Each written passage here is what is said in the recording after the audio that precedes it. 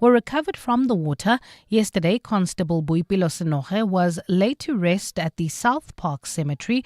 Speaking on the sidelines of that funeral, National Police Commissioner Phathiswa said investigations into the accident, which claimed the police's lives, may still take some time. Remember, what we are saying currently is that it is an accident. But what we are further going to do is the investigation of the car to know exactly what has happened during that course of an accident. So that will take quite some time, some months. I'm sure we'll get from the experts. Maybe about 3-4 months they will be done with the investigation. In the courts now, sentencing proceedings in the case of missing Jocelyn Smith are expected to get underway in the Western Cape High Court today. Last week, the child's mother, Kelly Smith, the woman's boyfriend, Jacqueline Apollos, and Stefano van Rijn were convicted of kidnapping and human trafficking. The court found the child's mother and her friends plotted to sell her daughter to an unknown person for 20,000 rand. Jocelyn was 6 years old when she disappeared from her Middelbos home in Saldanha Bay in February last year. Lauren Isaacs has more. Sentencing proceedings are expected to be mapped out when Kelly Smith, Jacqueline Apollos and Stefano van Rijn appear in the Western Cape High Court in Cape Town this morning. The state will discuss its plans to lead evidence in aggravation of sentence, while the court will also hear how the defence intends to proceed. Prosecutors have indicated that victim impact statements will be prepared. The Western Cape High Court will return to the multi-purpose centre in Saldanha Bay, where the sentence will be imposed. Judge Nathan Erasmus has indicated it shouldn't take more than 3 days to finalise the matter. Lauren Isaacs, Eyewitness News, Western Cape High Court. Let's stay in the courts. Former National Assembly Speaker Nosiviwe Mapisa-Nqakula is due back in court this morning for an update on submissions she has made to NPA boss Shamila Batoyi. Nqakula faces 12 counts of corruption and money laundering for allegedly receiving 4.5 million rand in kickbacks from a contractor when she was the defence minister. She's fighting the charges against her and maintains her innocence. Khomotso Modise has more. Nosiviwe Mapisa-Nqakula's last bid before the Pretoria High Court was for the state to disclose the investigator's pocket diary book as she prepares her defence. That bid failed, with Judge Bapi Mosopa dismissing her application. Now she's made representations to the National Director of Public Prosecutions. The NPA must attend to her submissions before the trial can proceed. This morning, the investigating directorate will give an update on the NPA's response to Mapisa's representations. Thereafter, the next step towards the trial of the disgraced former speaker will be determined. Khomotso Modise, Eyewitness News. We'll shift our focus to this inquiry now. Witnesses will continue giving testimony at the Judicial Conduct Tribunal probing sexual harassment allegations against Eastern Cape Judge President Selby Mbenenge. Evidence leader Advocate Salome Skeepers has introduced staff from the division to give evidence on their knowledge of the relationship between Mbenenge and High Court Secretary Andiswa Mengo. Yesterday, the tribunal zoomed into the nature of the relationship that Mbenenge shares with all the secretaries in that division.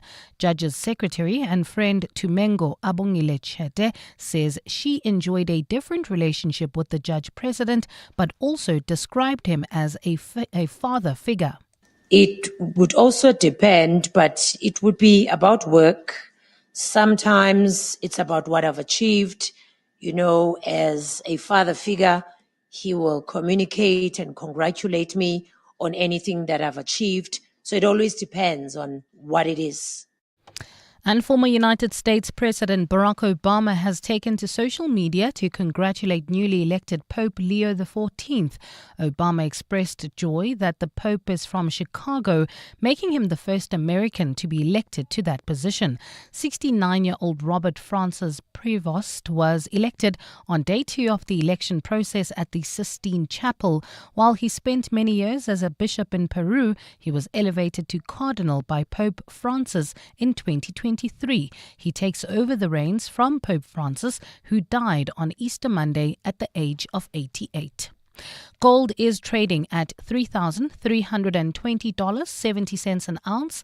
The rand is at 18.24 to the dollar, 24.15 to the pound, 20.50 to the euro, and Brent crude oil is at $62.84 a barrel. There is free-flowing traffic throughout Gauteng, meaning that roadworks are going to be in place already on the N3 heading north at the McCloy interchange, as well as after Marlborough Drive, causing delays from Alexander Township, getting into the heart of Sandton, R21 northbound from Pomona to Glen Marais. Roadworks as well, budget an extra 10 minutes. Similar time constraints on the M1 north from Boysens to Parktown due to high traffic volumes.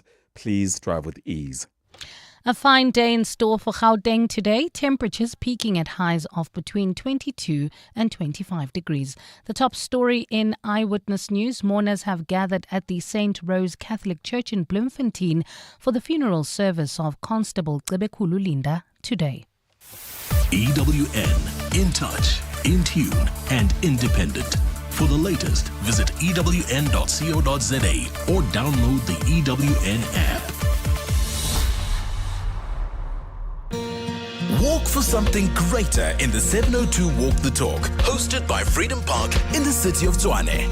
Get your tickets now on primemediaplus.com. You're with Clement Manyathela On 702. Let's Walk the Talk, streaming on the Prime Media Plus app, DSTV channel 856. 92.7 and 106 FM.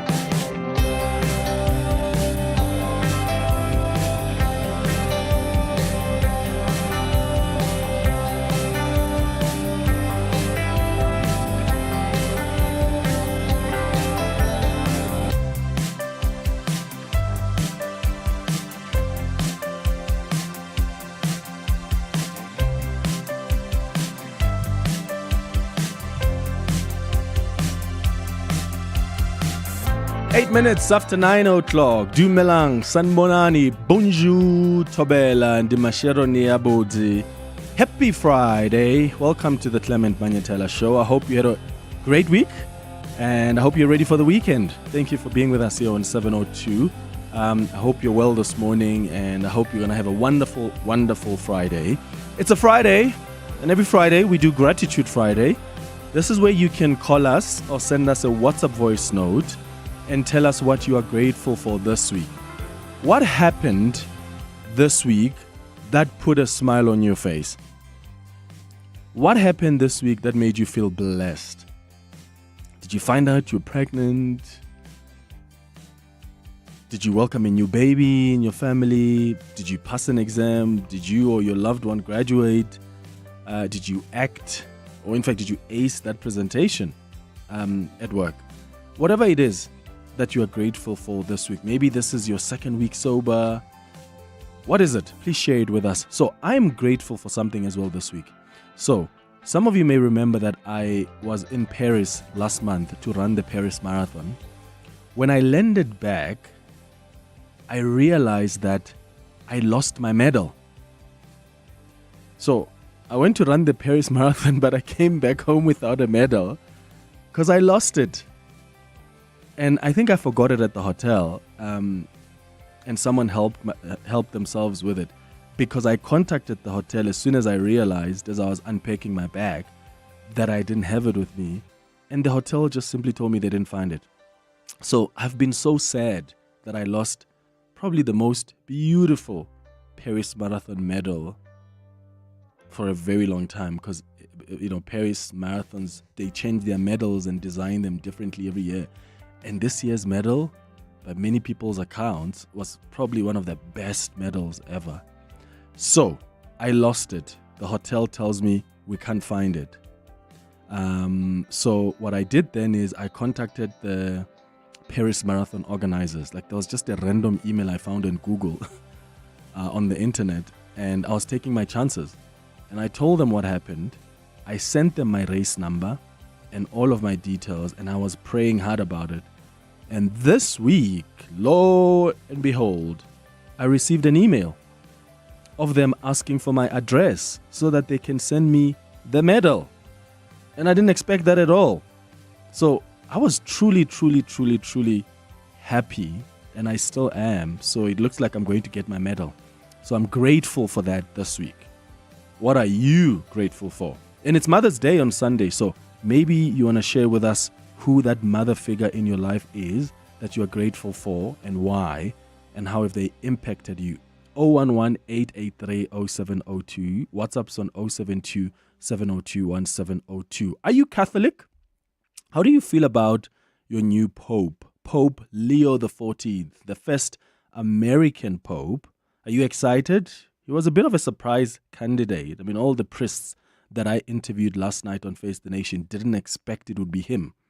But nevertheless, they are all excited and looking forward to the next chapter of the church under his leadership.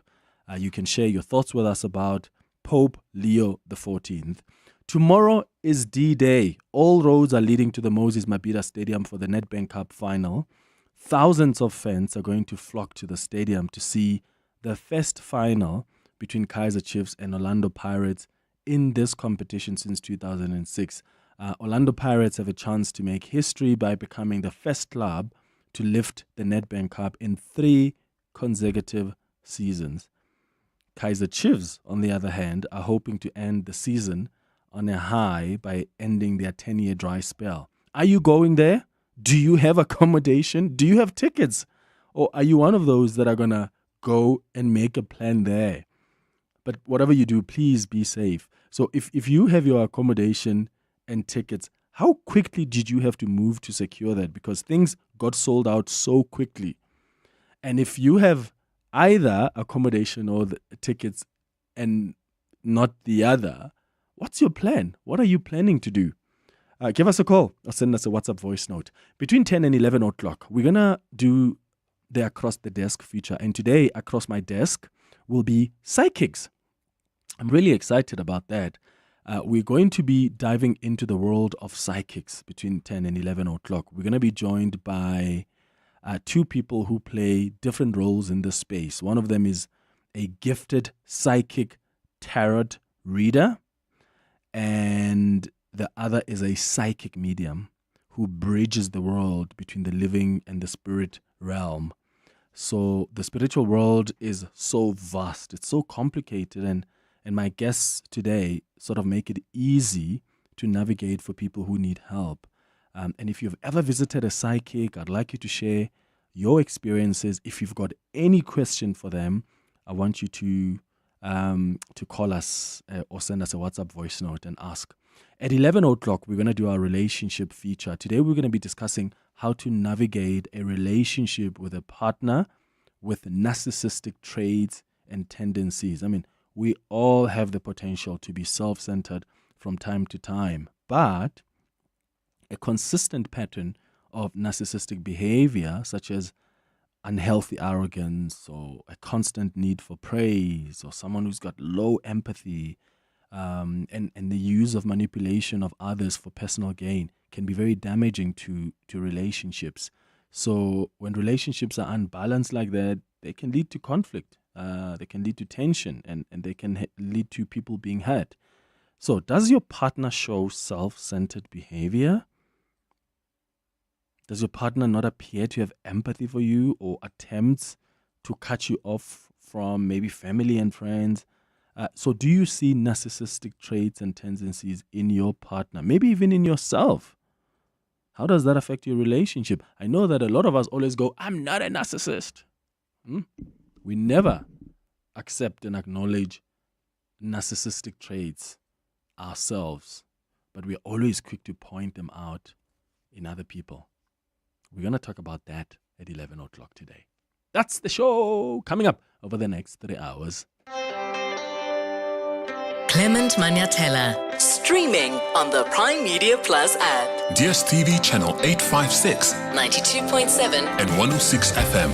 By the way, remember on Monday we spoke about that Pretoria journalist Aseri Ndlovu, who has disappeared with his partner Zodwa Mdluli since February.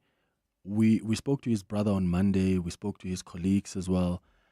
A day later, the police revealed that they have made several arrests in connection with their disappearance.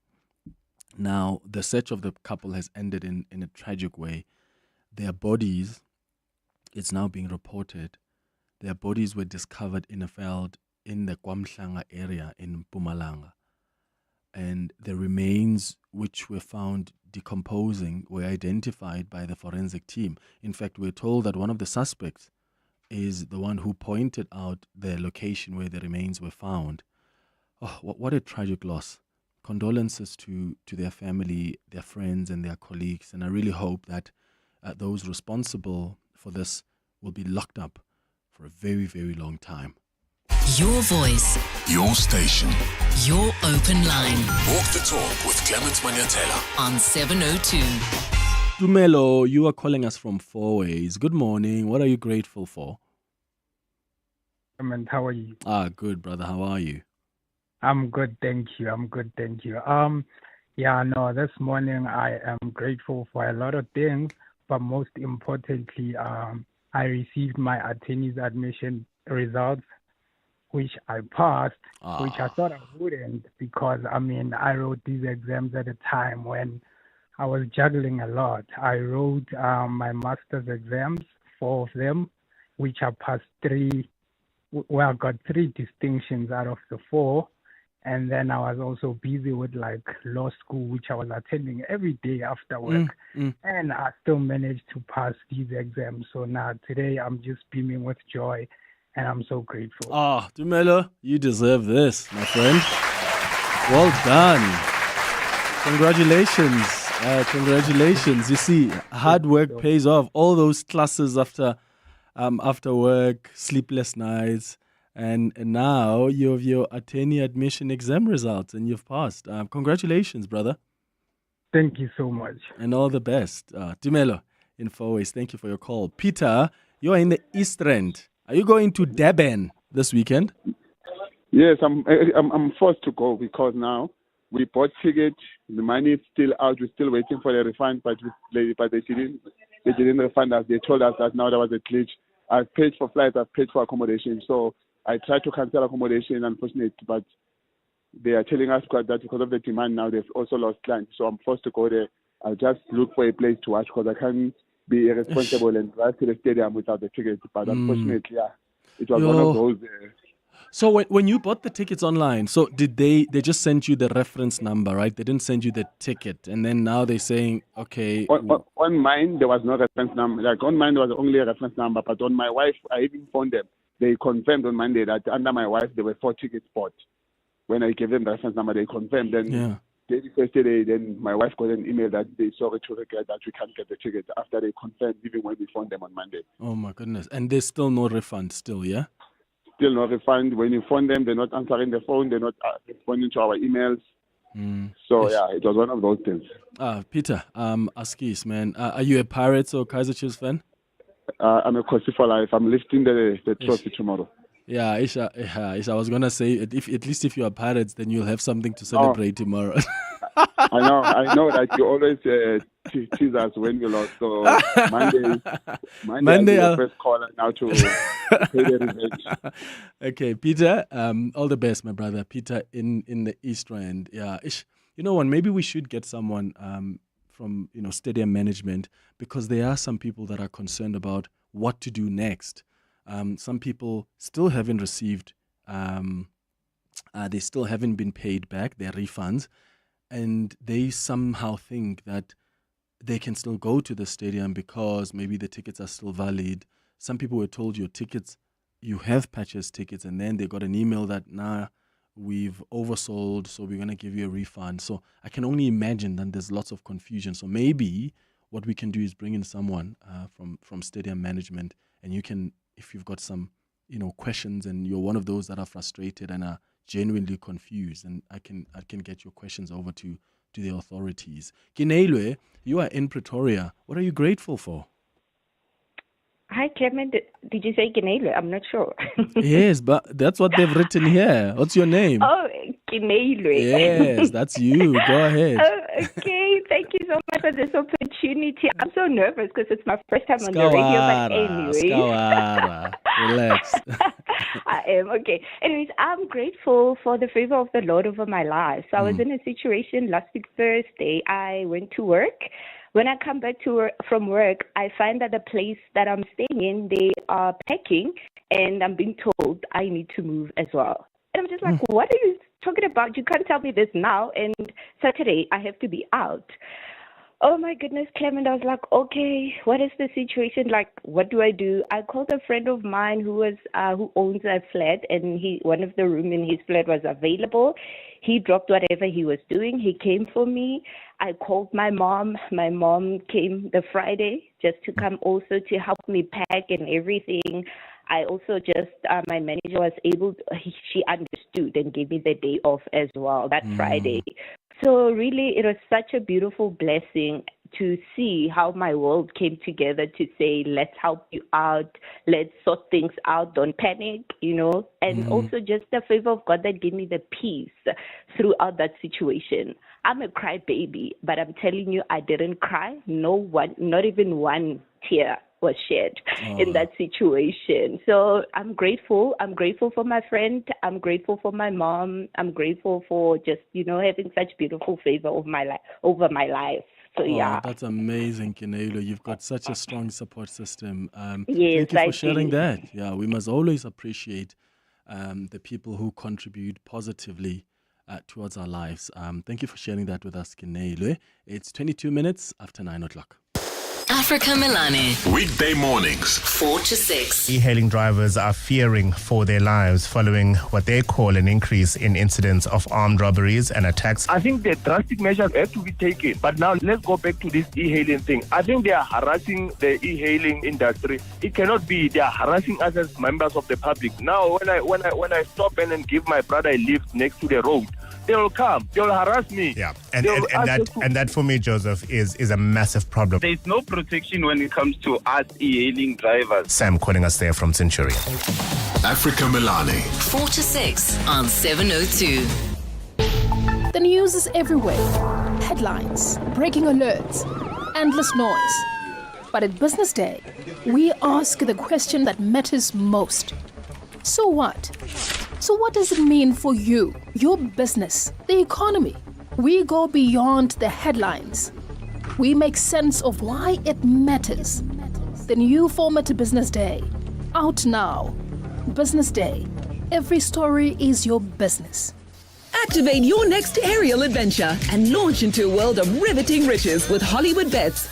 With so many options to choose from and more rewards than you could wish for, our range of multiplier games is jam-packed with precious prizes. Zoom to new heights with JetX and strap in for fantastic fun with Skyward. Skyrocket to success with High Flyer and prepare for the ultimate thrill ride with Aviatrix.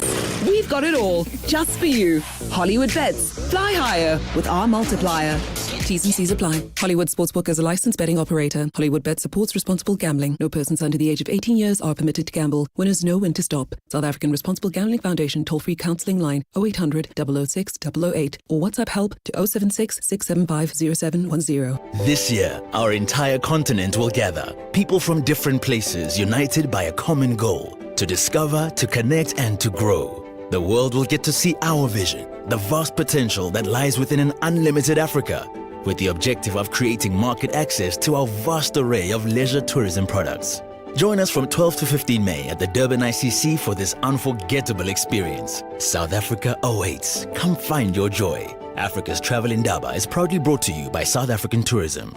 There's more to you than the world sees. You're not just your title or your paycheck. You've got an untold story, one that deserves to be heard. ABSA is giving you the chance to share your story and win your share of 50,000 Rand cash to write your next chapter. WhatsApp hashtag #WeSeeYourStory to 075 339 8226 and tune in to 702 Breakfast with Bongani Bingwa next week from 6 to 9 a.m. Your story matters. ABSA. ABSA is an authorized FSP and registered credit provider. T's and C's apply.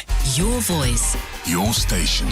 Your open line. Walk the talk with Clement Manyathela on 702. 25 minutes after 9 o'clock. Let's continue with your calls and WhatsApps on the 702 open line. Nolutando, you're calling from Pretoria. Good morning. Clement, how are you? I'm good. How are you? I'm well, thank you. So this morning, I'm grateful for just the opportunity to be able to spend time with my son. At his school, they had a Muffins and Mom celebration for Mother's Day this coming Sunday. And as working moms, we don't get to have time to spend with our children, especially during working hours. So I was just grateful for that opportunity, having the flexibility to be able to move around and do the things that I need to do whilst also still working. Oh, that's amazing. So what happens in an event like that? Do they give you guys muffins? Who baked them? I don't know. The school maybe bought it somewhere. So we had muffins and some coffee. Nice. And it was just a praise and worship and just, socializing with other moms from the school. So it was really a great morning. Oh, that's so cool. I can't wait for that live, eh? Thank you, Nolutando in Pretoria. I can't wait for that. Like, I went for a thing at my son's school or my daughter's school, chilling with the dads at 9 in the morning. So cool. Looking forward to that. Let's go to your WhatsApps. Morning 702 and 702 listeners. I'm just so grateful for today, and I'm so grateful to be a mom and be able to celebrate Mother's Day with my beautiful children, and to have my mom that is still with me. And I think about those people who have lost their moms, and I'm just sending you lots of love and light, and that's what I'm grateful for. Hi Clement, it's Khao here. What's making me smile and what's made me feel blessed this week is the fact that tomorrow my son turns 11. It's been 11 years of raising a phenomenal, kind, amazing, graceful, beautiful child who's so patient, who's so loving, who's so caring, who's so resilient. He's been through some things and he is so resilient, and I just love having him in my life. It has been the hardest 11 years of my life, and probably motherhood is the hardest thing I've ever done, but I wouldn't have it any other way. I'm listening to the show. I'm going to pick up the cake at Josie Cakes, and I'm going to drop off at his school so he can celebrate with his classmates, and then tomorrow we celebrate as a family. But I just wanted to share that. Amazing. I love that. Hi Clement, this is Anonymous. Happy Friday.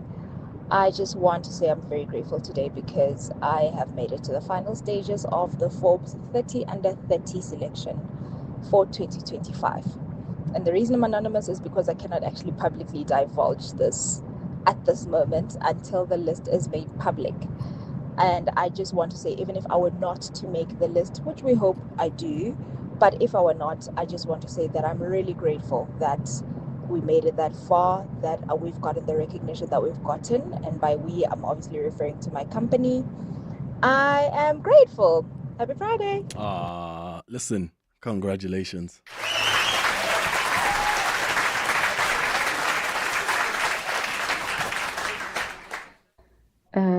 Good morning, Clement. I hope you are well. Myself, I am healthy. So you've asked about what one is grateful for this week. So I've always wanted a side hustle that makes sense. I left my job 2 years back without a promise of another, and then decided to enroll in sewing course. It's not like your formal institution. It's just a woman that teaches women to sew. So at the moment, I'm grateful that I'm able to make my own clothes, be it from a simple skirt to a beautiful dress, to winter track suits, to graduation gowns, to wedding gowns. Wow. I'm just so grateful. Just last month, I was graduating in the course. Man, I am so grateful. I am so grateful. Thank you for a great show. I hope you do get your medal. Good luck with that. Thank you, Tsokofatso in Rustenburg. Oh, amazing. Well done. People can sew, hey? Well done, Tsokofatso. Thank you for the WhatsApp. It's 9:30. More of your calls, more of your WhatsApp voice notes as well on the 702 open line after the headlines. What are you grateful for this week? There is so much going on in the world. There's so much negativity, and what we do every Friday here is to just remind ourselves of how it's not just doom and gloom.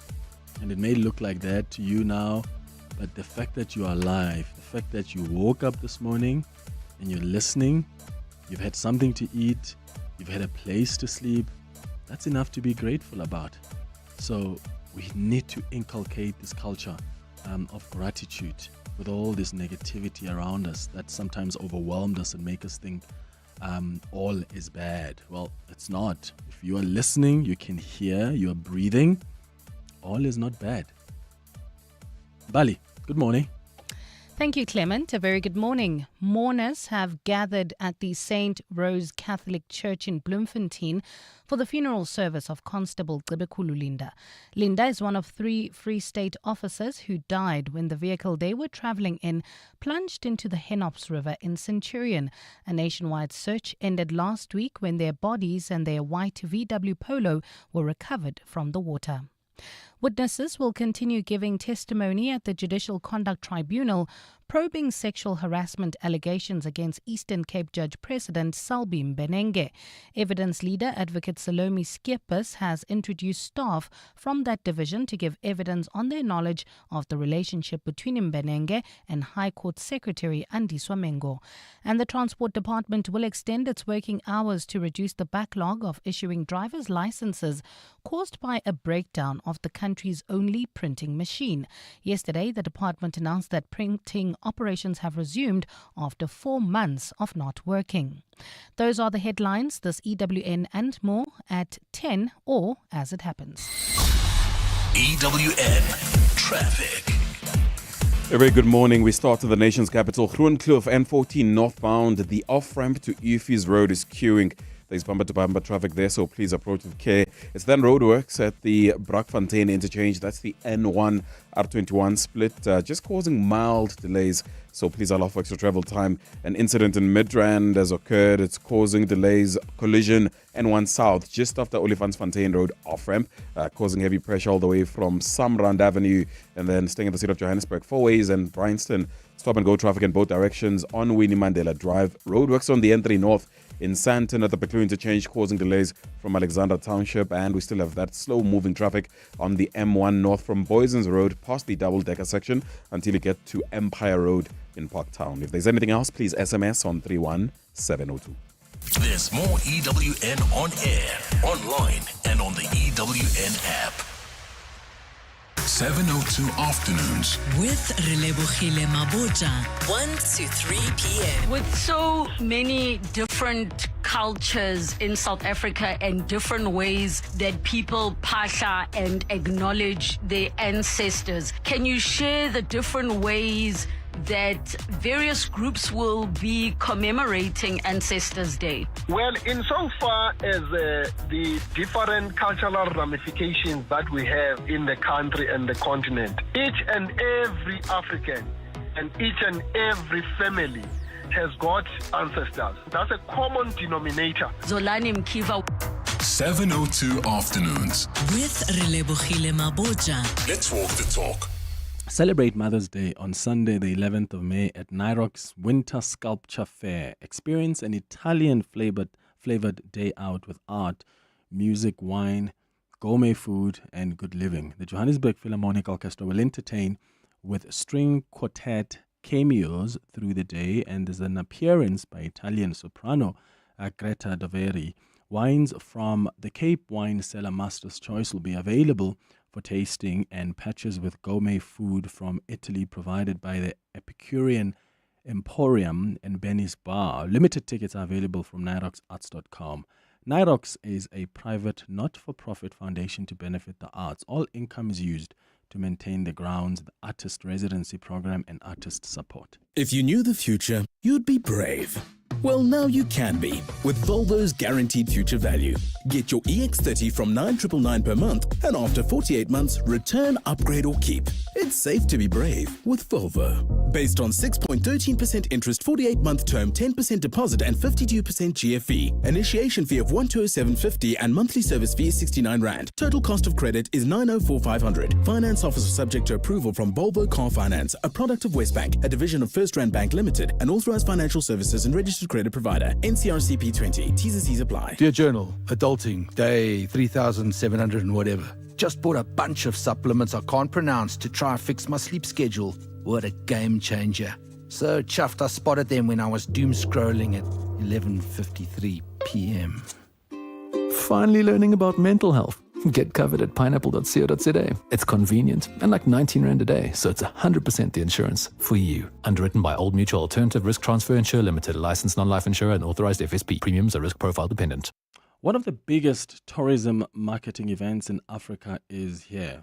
Africa's Travel Indaba from the 13th to the 15th of May at the Durban ICC. Catch this show live from Africa's Travel Indaba with Durban Tourism on Tuesday, the 13th, for highlights, live updates, and more.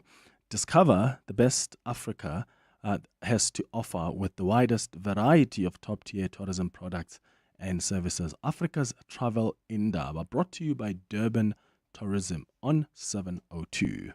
Your voice, Your station. your open line Walk the talk with Clement Manyathela. on 702. 24 minutes before 10 o'clock, it's the 702 open line. I've asked you a number of questions this morning. First, are we taking your calls and WhatsApps on what you are grateful for this week? But also, tomorrow is D-Day. Are you going to the Moses Mabhida Stadium? There's a mess with the tickets, and some people are just going to go there because they can't cancel their flights and accommodation. And now they're just going to go and find a place to watch the soccer. But if you are going there, what's your plan if you've got tickets but no accommodation, or you've got accommodation and flights but no tickets? What's the plan? And if you've been able to get your accommodation and tickets, how quickly did you have to move to secure that? Because things really got sold out so quickly. There's a message here from Kinele who says, "Hi Clement, no judgment, ne? I'm grateful to finally complete my 3-year degree after 9 years. I felt unmotivated to finish 2 years in, and I finally pulled myself towards myself and got it done. I can't wait for the next one." Oh, well done. Congratulations. The other one's, "Good morning, Clement and team. I'm grateful for the gift of life and special women in my life." Another son, "I'm grateful for my granddaughter. She and her team had an excellent presentation yesterday that blew the architecture lectures away. She was in such good spirits, and I'm very happy for them. Their hard work of weeks has paid off." Another one says, "Clement, I'm grateful that I am unemployed and my aunt sends me money for food. So many thanks to her." God bless your aunt. Here are some WhatsApp voice notes that have also come through. Hey 702, it's Reynold here from Pietermaritzburg, KwaZulu-Natal. I would say, I wouldn't say helper, but my mom has been my helper, my mom, my best friend. She's always been there for me through thick and thin, my ups and downs. She's been there for me. When my actual mom died, she became my mom again, but she's actually my granny. She's been through a lot, but she's always been there for me. She's been everything. She means everything to me in the world. And I would like to say happy 70th birthday today, Mom. You've made it. You're a strong woman, and I love you. I would definitely say my mom is my help and everything. But I love you, Mom. Thanks, 702.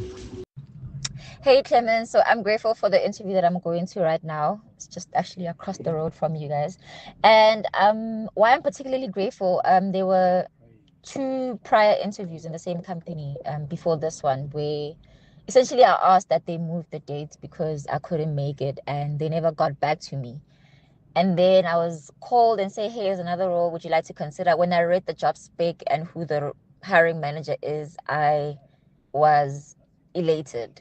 And I think in that moment, I understood why the other 2 didn't happen, because this is what makes career sense. So I'm grateful that I was even considered. Whether it happens or not, I think to be in the presence of the hiring manager, that will be a start of something bigger. So yeah, that's me. Wish me luck. I'll see you again just when I drive past your offices. Thanks. Morning, Clement. I'm going to address 2 things very quickly. Firstly, gratitude. I just want to really express my sincere gratitude to this friend of mine, my partner. I think by now you know who it is, your regular caller. He has been amazing this week. We had to get a new ride, and it was really, really helpful. And then I am Catholic. Very, very happy that we have a new Pope. To me, it didn't matter who it was. I think what mattered was getting a person that is really going to take the church forward. And I have absolutely good faith that Pope Leo XIV will. Thank you, Smile from Midrand. That's amazing. Oh, you've just given it away. Midrand. Because I was trying to think, who is this regular caller that he's referencing? Okay, so it is then Kustas from Midrand. Hey, Kustas, but you're a good partner. Hey! Yeah, it's nice, eh? It's nice. Someone was saying, yo, that lady who sent a WhatsApp voice note about having gone to a sewing school and is going to be graduating just made me feel better about things I can't do. I mean, not all of us have the same talents, right? There are things that I'm embarrassed that I still can't do.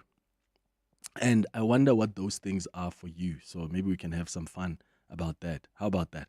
So a week ago, I came to the office. Do we call this an office or studio? Do you call this your... Yeah, we came to the office and, there's like a kitchen. And for the first time, because I drink my coffee black. But on that day, I don't know what was happening. I just wanted my coffee with milk. So I needed to warm milk, and I get to the kitchen, and I just couldn't use the microwave. I couldn't use the microwave. And I was so embarrassed. And, one of the ladies who work here at Prime Media was shocked. It was like, what do you mean? I've never used the microwave in the years that I've worked here. Maybe in the beginning, many years ago, 6-7 years ago, when we were in the old building. Maybe I did, but I have no recollection of using the microwave, so I was a bit embarrassed about that.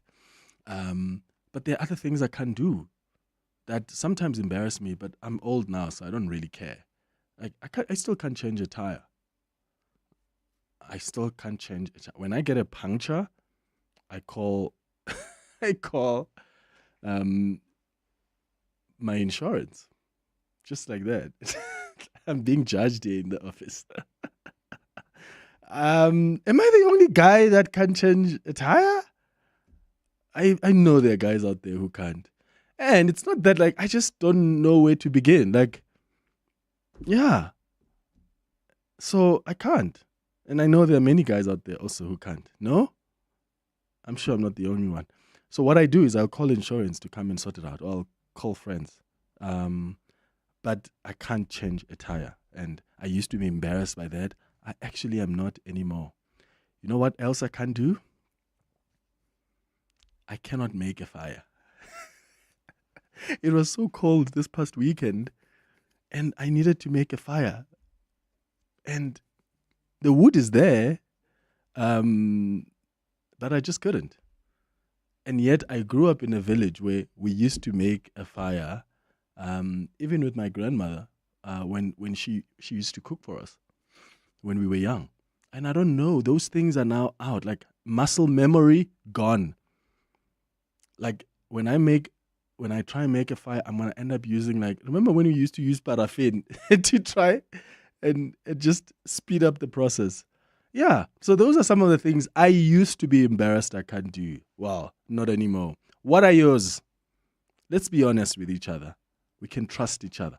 011-883-0702. Gents, it's okay. You can call us and tell us you can't braai. It's fine. Just be honest.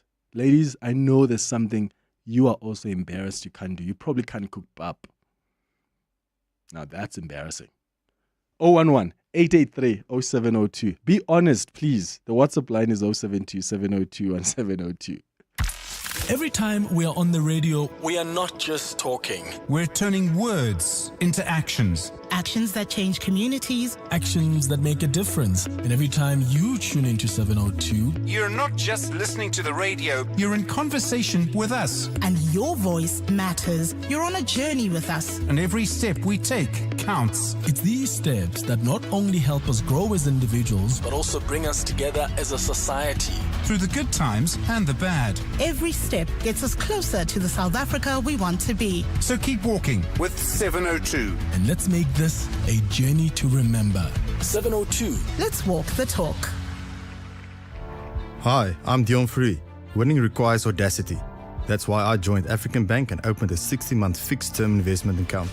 I'm scoring 12.8% interest at expiry on my investment. How cool is that? You too can join the bank that backs you to grow your money. Pop into a branch near you or visit africanbank.co.za. African Bank. Audacity to believe. African Bank is a licensed financial services and registered credit provider. T's and C's apply. Honey, what are you doing? I'm stretching for tonight. I thought you're not dancing at bachelorette parties anymore. Baby, we need the money to put Johnny through matric mos. And what's the police uniform for? The clients feel safer when I wear it. No, man, just sell your bucky to We Buy Cars. They give the best prices and they pay you within minutes. Okay, but can I just go and dance one more time, please? You know how much I love it. No, the buyer's already on his way here. Wow, okay. Strapped for cash? Just sell your vehicle to We Buy Cars. The easiest way to sell your car by far. For all your home improvement needs, Leroy Merlin is the perfect destination to bring your inspiration to life. Get the Delinia Elaine Spring Neck Kitchen Mixer Tap that was $2,899, now $2,399. And the Spaceo 5-tier metal shelf was $1,425, now $999. Explore all our ranges at your nearest Leroy Merlin or shop online until 27 May. Leroy Merlin, opening in Centurion on 30 May. Make your home the best place to live. T's and C's apply. The time to honor our past and step into a shared future as a team is here. Corporate hospitality and team entries for this year's 702 Walk the Talk are now open. Bring your colleagues together on Sunday, the 27th of July, to walk through the historic Freedom Park Heritage Site, past national landmarks, and finish at the Union Buildings. To book hospitality, you can email hospitality at raceoffice.co.za. For corporate entries, visit primemediaplus.com. Entries close on Friday, the 18th of July. 702 Walk the Talk, hosted by Freedom Park Heritage Site in the city of Tshwane, where footsteps become footsprints.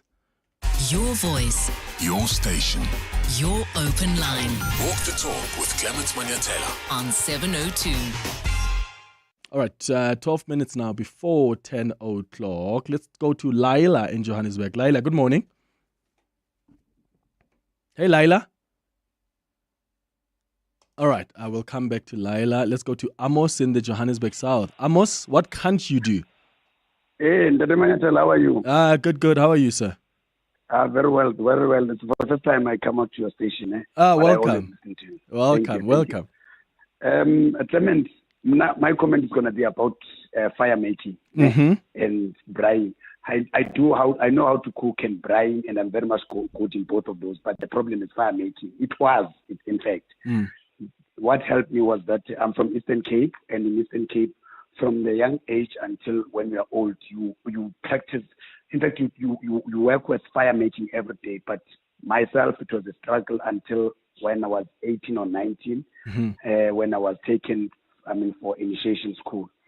There, I was actually not asked, or I was not told. I was actually forced to make fire. That's when I started to know how to make fire. And up until today, I'm the master of making that fire. And I even enjoy that season. By the way, somewhere next month, there's groups that will be going. So I'll be going there to teach them myself and how to make fire and other things. Amos, can you help me too, brother? Because the only time I need to know how to make a fire is when, like sometimes when we're braaiing and I'm the one that must make that fire. Often I get other assistants, but my most biggest concern is it's winter now, and sometimes I want the house to be warm, but I struggle to make the fire. So I think I must get your services, bro. Now, if you can teach me how to play golf, then see, that's it. That we are sorted. That's it. Yeah, trade exchange. Right, okay, thank you, Amos in Johannesburg South. Leila in Joburg. Hi. Hi, I want to admit that I cannot make rice. Rice? Rice. You just put water in rice on the stove. No, you say that, but it turns into something amazing and awfully tasty, and it's like a science project, and it turns out terrible every time. Oh my God. And is it like normal rice or like basmati rice? Any rice.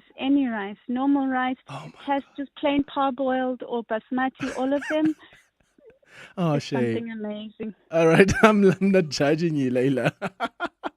Oh, can someone give Layla some tips on what to do? I used to struggle like that with rice, but I think I've managed to get it now. Hi, Clement. Don't worry, my brother. I also don't know how to change a tire. I damaged my tire once. I had a puncture and I drove all the way with the flat tire to the garage to get help to change it. So don't worry, my brother. You're not alone. I knew Cheers, it. bye. I knew it. A friend of mine says, I cannot drive a manual car. Then you bought your license, when? Huh? How did you, because he's from a village. Huh? How did you then, because there in the villages, we didn't have automatic cars for driver's license. Like, we always ready to shop a manual. So that means you bought your license. No ways. What do you mean you can't drive a manual car? No, Clement, not being able to change a tire, that's just you, Fit. We all got the memo at the men's conference. But one thing I struggle to do, Clement, is my own laundry.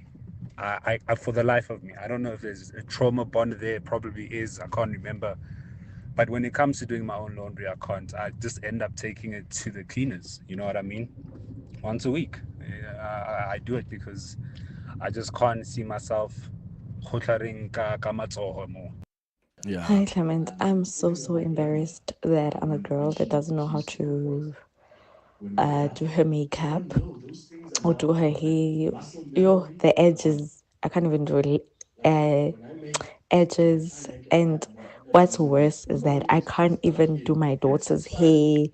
And that annoys me. I'm just like, why can't I do these things? Yeah. Something else I can't do is I cannot swallow a pill. I've never swallowed a pill ever in my life.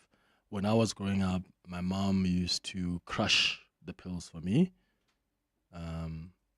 To this day, I crush my pills.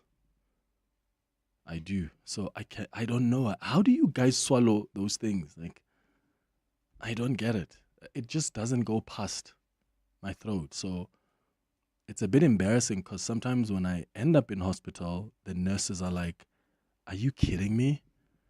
And thank goodness I rarely ever end up in hospital. But there's been once when I was in an accident and the nurses, and they don't have time for you there, eh? Like, they don't have time to be helping you crush pills. Like, they just throw you with all these pills and you've got to make do. That's something else I can't do. Morning, Clement. Nane, I'm 40. I turned 40 this year. I cannot sew a thread and a needle. Also, I can't shave my kids' hair using a razor. You know, as Black people, when a child turns a month, you have to shave off the hair. I can't do it. Hey, Clement, talking about things that one can do, one cannot do. Yeah, let me start here though. Thank you for the message earlier. I'm still running around about this car when I Clement trying to sort it out. There are things that we could save money here and there, so I'm working on those things. So it's quite good. I'm getting it right, and so far I've saved about $500, and I'm happy. But coming to the things that one can do, Clement, I'm very clean. House is clean, body is clean, clothes are clean, car is clean. But I'm struggling, Clement, with the wardrobe, not the hanging side of it. The one where you pack. I can maintain it for a week, and I can't wait for my helper to come the following week so that she can sort it out. I struggle with that. I mean, how can... And the first lady is upset about that, Kustas. Hi, Clement. Hey, my brother, you're coming with a very, very strange topic. You know, I used to feel very embarrassed because I can't open a beer. You know that mishmish they do, open one beer with one another.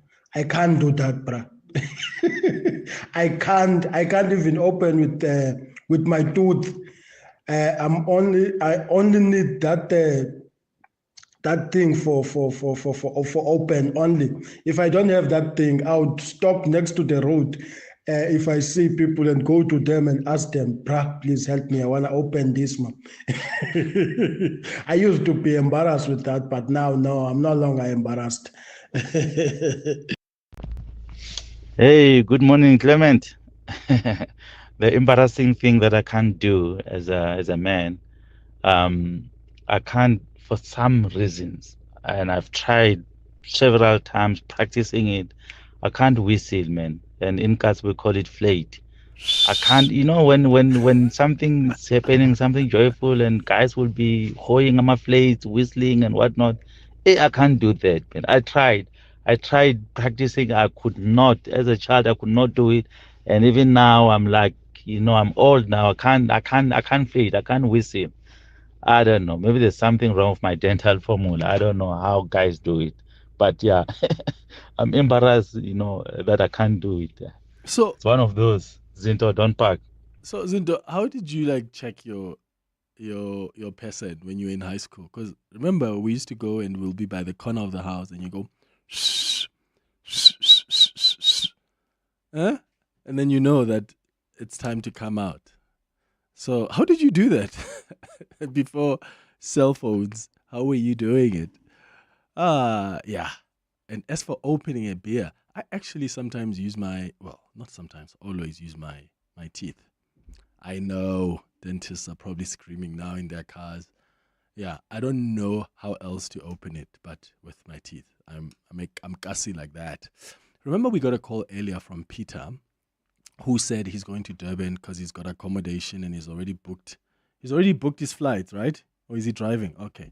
So he's got accommodation, he booked a hotel, he booked flights, but then his wife, they had bought tickets, but then now they got an email saying, you're not going to, your tickets are being cancelled because we overbooked, so we're going to give you a refund. So Peter said they're just going to go to Durban and just find a place to watch. So because you guys are so generous, one of our listeners called in and offered to give Peter his own tickets. So now Peter is sorted. So Peter is going to go there. And that guy is a Pirates fan. And Peter is Kaiser Chiefs, right? You see, we are very, very, very kind as Pirates people. So you better be grateful for us. A Pirates fan has called in and has offered a Kaiser Chiefs fan tickets for Saturday, who didn't have tickets but was going to be stuck in Durban. So you must appreciate us as Pirates fans. We've got beautiful hearts. We've got beautiful hearts. Like, we will send you to Moses Mabhida to go have your heart broken on Saturday. You can come get your Jetour from Jenny or have Andrew advise you on an Audi. Marius is the master of Mitsubishis. While no one knows Nissan as well as Neville, Jabu will set you on an adventure in a Jeep, and Mishak is ready with your Mahindra. You see, our people know their stuff, and we know our people. We know that without them, there are no happy customers. There are no sales, no service. Our people are our passion because they know people like you. Bidvest McCarthy people deliver, always. Are you ready to take control of your energy security? Enlit Africa 2025 is the place to be. From the 20th to the 22nd of May, Cape Town will host industry leaders tackling Africa's biggest power, energy and water challenges, from renewables and grid resilience to investment opportunities. Visit enlit-africa.com and register today. Remember when we were rocking just one bike, dreaming big for our delivery business? Those days. Now we're here with a whole fleet of vans and trucks. That's why it's important to have the right partner in your corner. Of course, we owe to My Way Business Insurance. They've been our go-to for comprehensive cover, protecting our fleet while we deliver excellence. Talk about going from pedal power to horsepower. Move your business to My Way and get cover for your vans and trucks. Visit myway.co.za for a quote and do business your way. My Way is a licensed non-life insurer and FSP. T's and C's apply. This is EWN. Good morning, I'm Bali Lamini. We begin with news just in. Kelly Smith and her accomplices will be sentenced on May the 29th after being found guilty over the disappearance of her 6-year-old daughter. The Western Cape High Court set the sentencing date this morning. The court found that Smith, Her boyfriend, Jaquina Paulus, and their friend, Stevina van Rijn, orchestrated the disappearance of Jocelyn Smith. It's believed that Jocelyn was sold to an unknown person for 20,000 rand. Friends and family have gathered at the St. Rose Catholic Church in Bloemfontein this morning for the funeral service of Constable Cebekulu Linda. Linda is one of 3 Free State officers who died when the vehicle they were travelling in plunged into the Henops River in Centurion. Boipelo Senoge and Giamogetse Base were with Linda in the car when it veered off the N1 highway. A nationwide search ended last week when their bodies and their vehicle were recovered from the water. The police's top brass is also in attendance at today's funeral, including Deputy Police Minister Poli Bushilu and National Crime Detection Deputy Shadrack Sibia. Nogukanya Mtambo is there. Still in disbelief about the loss of a young and promising life, the Linda family has put on a brave face as they prepare to bid Cebekulu goodbye. Born April 22, 2001, his family and friends say he lived a life of service and dedication. He died just 2 days after celebrating his 24th birthday when he was deployed to Limpopo as part of Operation Valumkoti, set up to tackle illegal mining in hotspot areas across the country. Their sudden disappearance en route sparked public speculation, much of which has been dismissed by authorities who ruled the incident an accident. A full scene reconstruction to determine the exact circumstances of the accident is yet to be completed. Boipelo Senoge was buried in the Free State yesterday, while Giamogetse Base will be laid to rest tomorrow. Nogukanya Mtambo, Eyewitness News in Bloemfontein. Witnesses will continue giving testimony at the Judicial Conduct Tribunal, which is probing sexual harassment allegations against Eastern Cape Judge President Salbi Mbenenge. Evidence leader Advocate Salome Skeepers has introduced staff from that division to give evidence on their knowledge of the relationship between Mbenenge and High Court Secretary Andiswa Mengo. Yesterday, the tribunal zoomed into the nature of the relationship that Mbenenge shares with all the secretaries in that division. Judge's secretary and friend to Mengo, Abongile Chete, says she enjoyed a different relationship with the judge president, but also described him as a father figure. It would also depend, but it would be about work. Sometimes it's about what I've achieved. You know, as a father figure, he will communicate and congratulate me on anything that I've achieved. So it always depends on what it is. The Transport Department will be extending its working hours to reduce the backlog of issuing driver's licenses caused by a breakdown of the country's only printing machine. Yesterday, the department announced that printing operations have resumed after 4 months of not working. Transport spokesperson Colin Msibi says there are more than 700,000 outstanding cards across the country. The machine had been out of operation since February 5, 2025. Which has led to a backlog of 747,000 outstanding cards to be printed. This means that working hours for staff members at the Driving License Card Agency, which is an entity of the department, will be extended to ensure reduction of the backlog. Political parties in the country have added their voice to messages of congratulations following the election of a new pope. Robert Francis Provost was elected yesterday after day 2 of elections by the conclave. His election comes after the death of Pope Francis on Easter Monday at the age of 88. DA leader John Steenhuisen says he hopes Pope Leo XIV will serve as an example of servant leadership, not only to Roman Catholics but to all. At the same time, Action SA's Matthew George says the party hopes the new pontiff will honour the legacy of his predecessor. Action SA stands in support of efforts that bring people together in service of a more humane and united world, and accordingly hopes that under the leadership of Pope Leo, the Catholic Church continues to play a vital role in promoting compassion, justice, and peace. Gold is trading at $3,320.70 an ounce.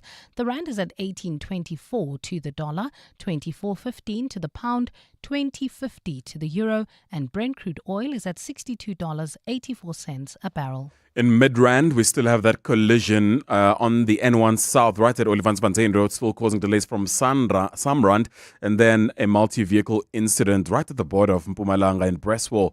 This is on the N12 heading west, getting out of Mpumalanga, in fact, getting into Gauteng, and then some queuing traffic as well. State of Ekurhuleni, N3 North, 2 Gelulis, compounded by roadworks. Please drive with care. A fine day in store for Gauteng today. Temperatures peaking at highs of between 22 and 25 degrees. The top story in EWN this hour, Kelly Smith and her accomplices will be sentenced on May the 29th after being found guilty over the disappearance of her 6-year-old daughter, Jocelyn Smith.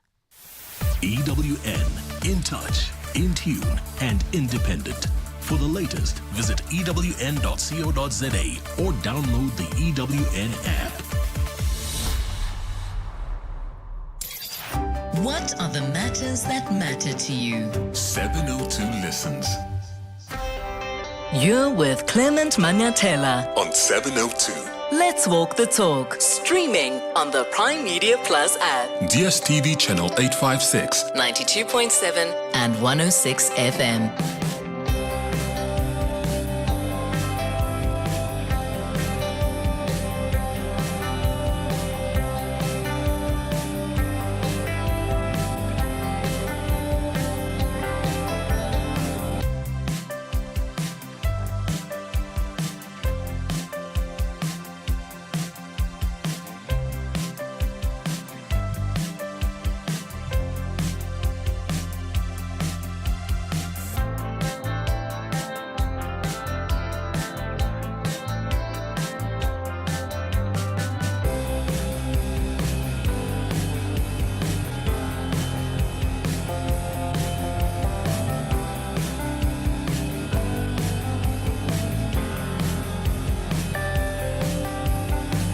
Seven minutes after 10 o'clock, Dumelang. Welcome to the second hour of the Clement Manyathela Show. Thank you for staying with us here on 702. Thank you for all your messages on the 702 open line this morning. Yeah, so many funny messages. Someone says, I can't ride a bicycle and I'm over 40. That's the embarrassing thing that I can't do. Someone else says, I can't use a laptop or computer. I wish one day I can get a class for basics. I can cook. I can sew as well. I can do artwork, like many other things like beads, etc., etc. Another one says, I am embarrassed that I cannot drive a manual car and I'm 35 years old and my younger siblings could drive from the age of 18. Hubby bought me an automatic car. I drive, but I don't like driving and I feel like I'm one of the bad drivers. My car has a learner's sign. That is no ways. My car has a learner's sign. That is 5 years old. So you've been a learner's driver for 5 years? No ways. It's unacceptable. It's time for the Across the Desk feature. Across the Desk with Clement Manyathela on 702. So on Across the Desk this morning, I have got psychics across the desk. So we're going to be diving into the world of psychics. We're joined by two people who play different roles in the space. One of them is a gifted psychic tarot reader, and the other is a psychic medium who bridges the world between the living and the spirit realm. As I've said before, the spiritual world is vast, it's complicated, and my guests today sort of make it easy to navigate for people who need help. So if you've ever visited a psychic before and you've got some thoughts to share with us, some experience, I want you to give us a call on 011-883-0702 to join this conversation. You can also send us a WhatsApp on 072-7021-702. If you've got questions for my guests as well, please feel free to call or send a WhatsApp. And remember, we're live on the 702 YouTube page, so you can just go watch what is happening in studio right now. All you have to do is go to the 702 YouTube page and you can check it out from there. So let me introduce you to my guests this morning. We've got Phathiswa Mbolo, also known as Patty the Medium, who's a psychic, joining us here in studio. Phathiswa, welcome to the show. How are you? I'm good. I'm excited. Yeah? Thank you for the invite. I didn't see it coming, but I've always known. You see a lot of things, but you just didn't see this one coming. No, it happened so fast. Yeah. But yeah, at least it finally happened. I've always known that my my guides and my creator wanted to be in such a space where I can actually change people's lives. And here I am. Thank you so much for being here. We also have Natasha McCloy, who is a psychic tarot and palm reader. Thank you so much, Natasha, for also coming through. Thank you for the invite. So I want you guys to just explain, and let's start with you, Natasha. What do you actually do? How would you describe what a psychic tarot reader does? So basically what a psychic tarot reader does is uses these cards as a tool of divination to speak to the spirits to answer clients' questions. So with the cards, we are weaving a story using our interpretation and our intuition. So for example, a Sangoma will use bones. Yeah. I will use the cards. The cards. As guidance. Okay. And how do you train for that? Is it something you are gifted with, you are born with? Is it something you train? No, to do? you 100% have to train for it. Yeah. Because we have 78 cards.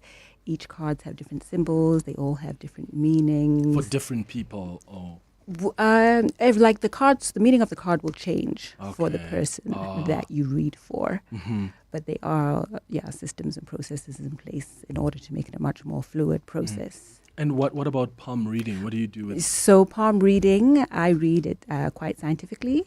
So there's a lot of training in that as well. But then you also read it psychically as well. So, you do have visions coming up from the palm as well. All right. And Phathiswa, and you, psychic medium, what do you actually do? And is it something you train for? Is it a gift? It is a gift. It's something that I've been trained to by my guides from my maternal side and my paternal side. I've never been trained by anybody. It comes as a communication, engagement on a spiritual realm. It comes as visions, intuition, and just the energy all around. That's fascinating. Is it by vision? Is it something you see? Like when you close your eyes, or just like it comes in your mind? It comes with voices, comes with visions. Like clear voices? Clear voices. As vision, sometimes it might be in true dreams. It might be as you are doing whatever that you're doing. Could be driving, could be just sitting at home and you start seeing certain picture, and that picture would actually comes with thoughts or comes with more of just all around as you are sitting. It's like you're having a conversation with someone. And before you know it, it's either it will happen or you will just be guided on how to actually move around into all that is happening at that moment. Don't you guys sometimes doubt what is being interpreted? Like, Of course.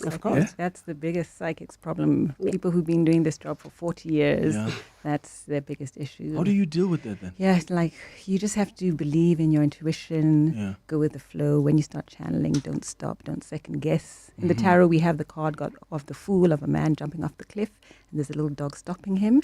And it's almost like that dog is your rational mind. It's just go, channel, do it. Yeah. And how do you deal with that? I think as time goes by, there are certain messages that you'll probably get just before you dive in to the reading or to whatever the environment or situation that's about to happen. And you will know very well who's coming through with that energy, who's guiding you to that. I love my maternal grandmother so much. She's been the cheerleader for me for years. So even if I'm in doubt, I believe what I'm doing, it's truly genuine. I've always been that person, very loyal and honest and straightforward. Even if I feel like, oh, okay, what am I going to do this? Should I say it? Should I not? Is it going to hurt this person or not? It is my job to actually say as it is, and with consent on the other side, and be cautious of other things. So you can't really say, I'm going to hold myself into this, I'm going to be in doubt. You are guided, and some of the guides really cannot take you back, or rather be giving you a comfort zone. So it depends really who's guiding you and how is the relationship between you and your guides and those people's guides. Because some of them, they come and they're so grounded, or maybe they are even tired of the certain messages that they've been saying to this client. So you gotta have to just allow yourself and do what you have to do, but Yeah. with honesty. Natasha, do you guys sometimes get like overwhelmed with like a message that comes where you're like, oh my goodness, do I have to tell this person this? Because you can course. just see that it's probably going to break their world apart. Yes. With my readings, I always ask them before. We call it the Ds. If I see divorce, death, disease, or dying, do you want me to tell you? Ooh. So it's up to them. I give them the choice. Oh my God. Yeah. And so I can avoid the D's. You can avoid no. Yeah, you can say no. I don't want to see that. And some people are like, no, I don't want to see divorce, but I'm happy to see disease, or I don't want to see death. Yeah, a disease I can work it out. Yeah, okay? yeah. But, that is so complex. Do you as well, Phathiswa, sometimes feel, this is so heavy to share with someone? And I suppose the sad thing also is, as psychic, it's not like you're protected from feeling. You're still a human being. So if you're feeling something that you can tell that this is going to break this person, it still affects you emotionally in a way. So how do you deal with that? Or are you removed? You just go, this is what's going to happen to your child. No, not at all. Most of the people that are like me, we are having a certain personality, sympathy, empathy, kindness. And that plays quite an important role as you're delivering the message. So you would always ask for a consent on the other side while you're speaking with a person. Sometimes I even negotiate for the readings and be like, can we deliver this in a certain manner? Can we deliver this when this person is coming on a follow-up? I actually need more time to get to know this person. This person is broken with this situation right now. Can we hold on? And I do something that is more like claps all the time. It's when really the message is coming through so strong and there's a lot of things, and I could find that this one is quite heavy. Then when I start doing those claps in a reading, then I'm trying to negotiate and I'm trying to say, let's hold on this one. This is not the right time for it. And sometimes they will listen, sometimes they will not. Sure, that's so fascinating. 011-883-0702. Natasha and Phathiswa are in studio with me. If you've got some questions for them, if you want to share your experience having visited maybe a psychic before, you can give us a call or send us a WhatsApp voice note. I must say, people are already sending pictures of their palms. Some people are sending their information here, but some have questions that I'll get to them after the break. And a lot of people are already asking for your contact details as well, how they can consult with you guys. So we'll look at that as well when we return. It's 18 minutes now after 10 o'clock.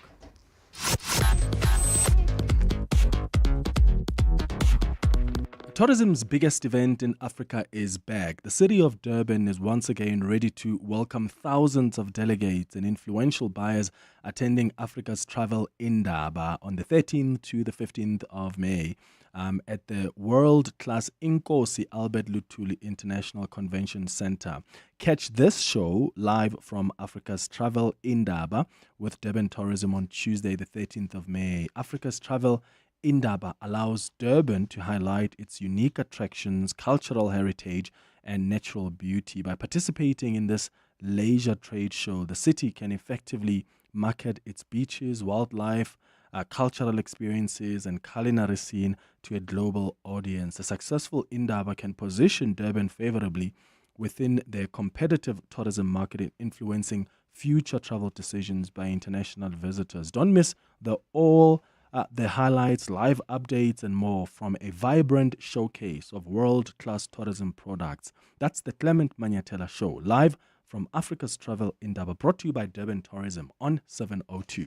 Whether you own a startup in Sandton or a spaza shop in Soweto, Standard Bank has the solutions to grow your business. For just R9 per month, our MyMoBiz business account gives you access to free online banking and a team of business experts.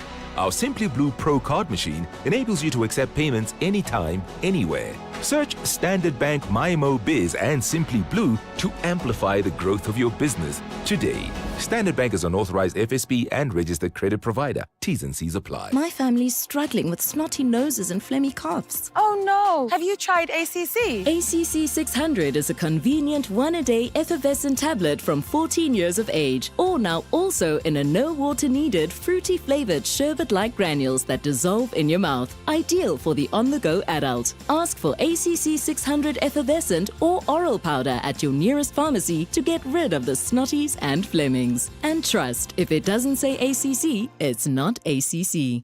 A better tomorrow doesn't just happen, it's built. And nurses are some of the people building it every day. Monday, the 12th of May, is International Nurses Day. And together with MediClinic, we're taking a moment to celebrate the care, the compassion and strength nurses bring to every shift. Listen to 702 Afternoons with Relebohile Mabocha on Monday from 1 p.m. as we honor the incredible nurses who help build a healthier, more hopeful tomorrow.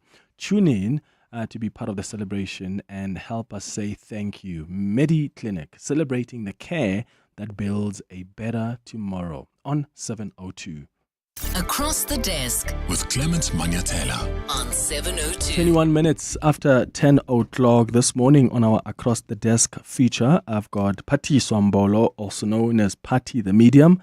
We've got Natasha McCloy as well, who's a psychic tarot and palm reader. We are diving into the world of psychics so that we understand the kind of work that they do, the gift that they have, the interpretations they make. So if you've got questions, you're trying to understand more about their work, 011-883-0702. WhatsApp's on 072-702-1702.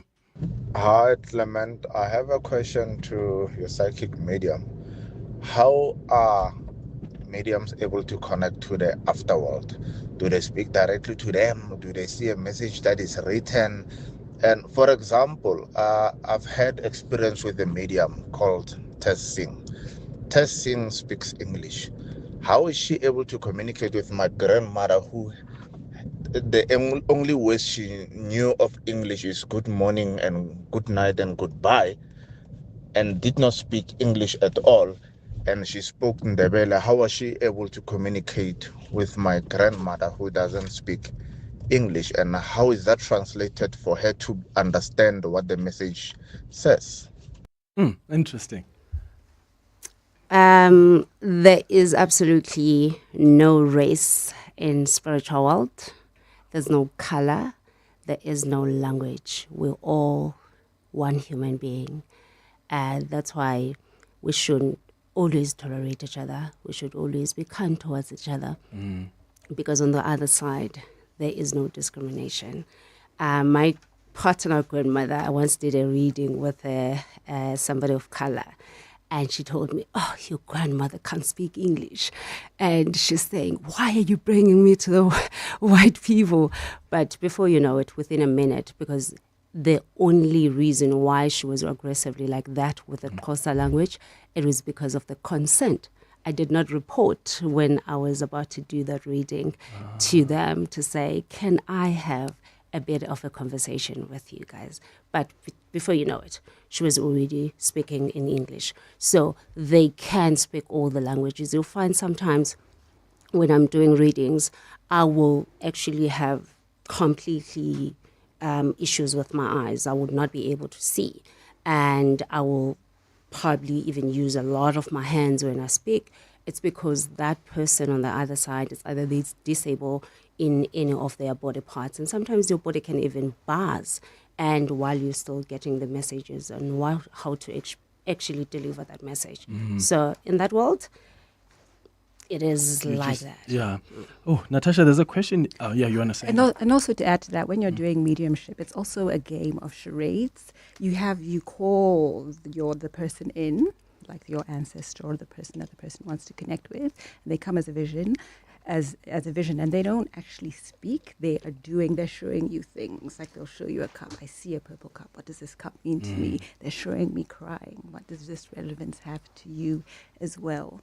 So that's another way to do it as well. So you're interpreting what what the person is saying. Is saying. Someone else was asking Natasha this question for you. What is it about the palms that you are able to read? Are you looking at the lines and we obviously all have different, I imagine, unique lines. Exactly. So what is it about the palm? We're looking at the size of the hand, the shape of the hand, the texture of the hand, the color of the hand, how deep the lines, if they're faint, if they're very dark. We're looking also at the fingertip patterns, the size of the nail, if the nail has white dots, the flexibility of the hand as well. So we're just looking at it as a whole. Okay. There's a question about what's been the most rewarding part of your journey as a psychic medium? Let's start with you, Phathiswa. What is it for you? What's been the most rewarding thing? Being able to sleep at night. I really, really struggled before I actually give in and say, you know what, I'm going to serve the world. But what is the most fulfilling is able to save someone's life, or rather allow the creator and my guides to actually use me as a facilitator to teach and to deliver the message and just make a difference into the society. And for you? I like providing guidance to people. I like proving that there is a spiritual world out there, that there's something bigger than ourselves. I also like that I'm somebody that they can talk to in a safe, supportive, non-judgmental environment as well. And also serving spirits. Yeah. Are there times when you get it wrong?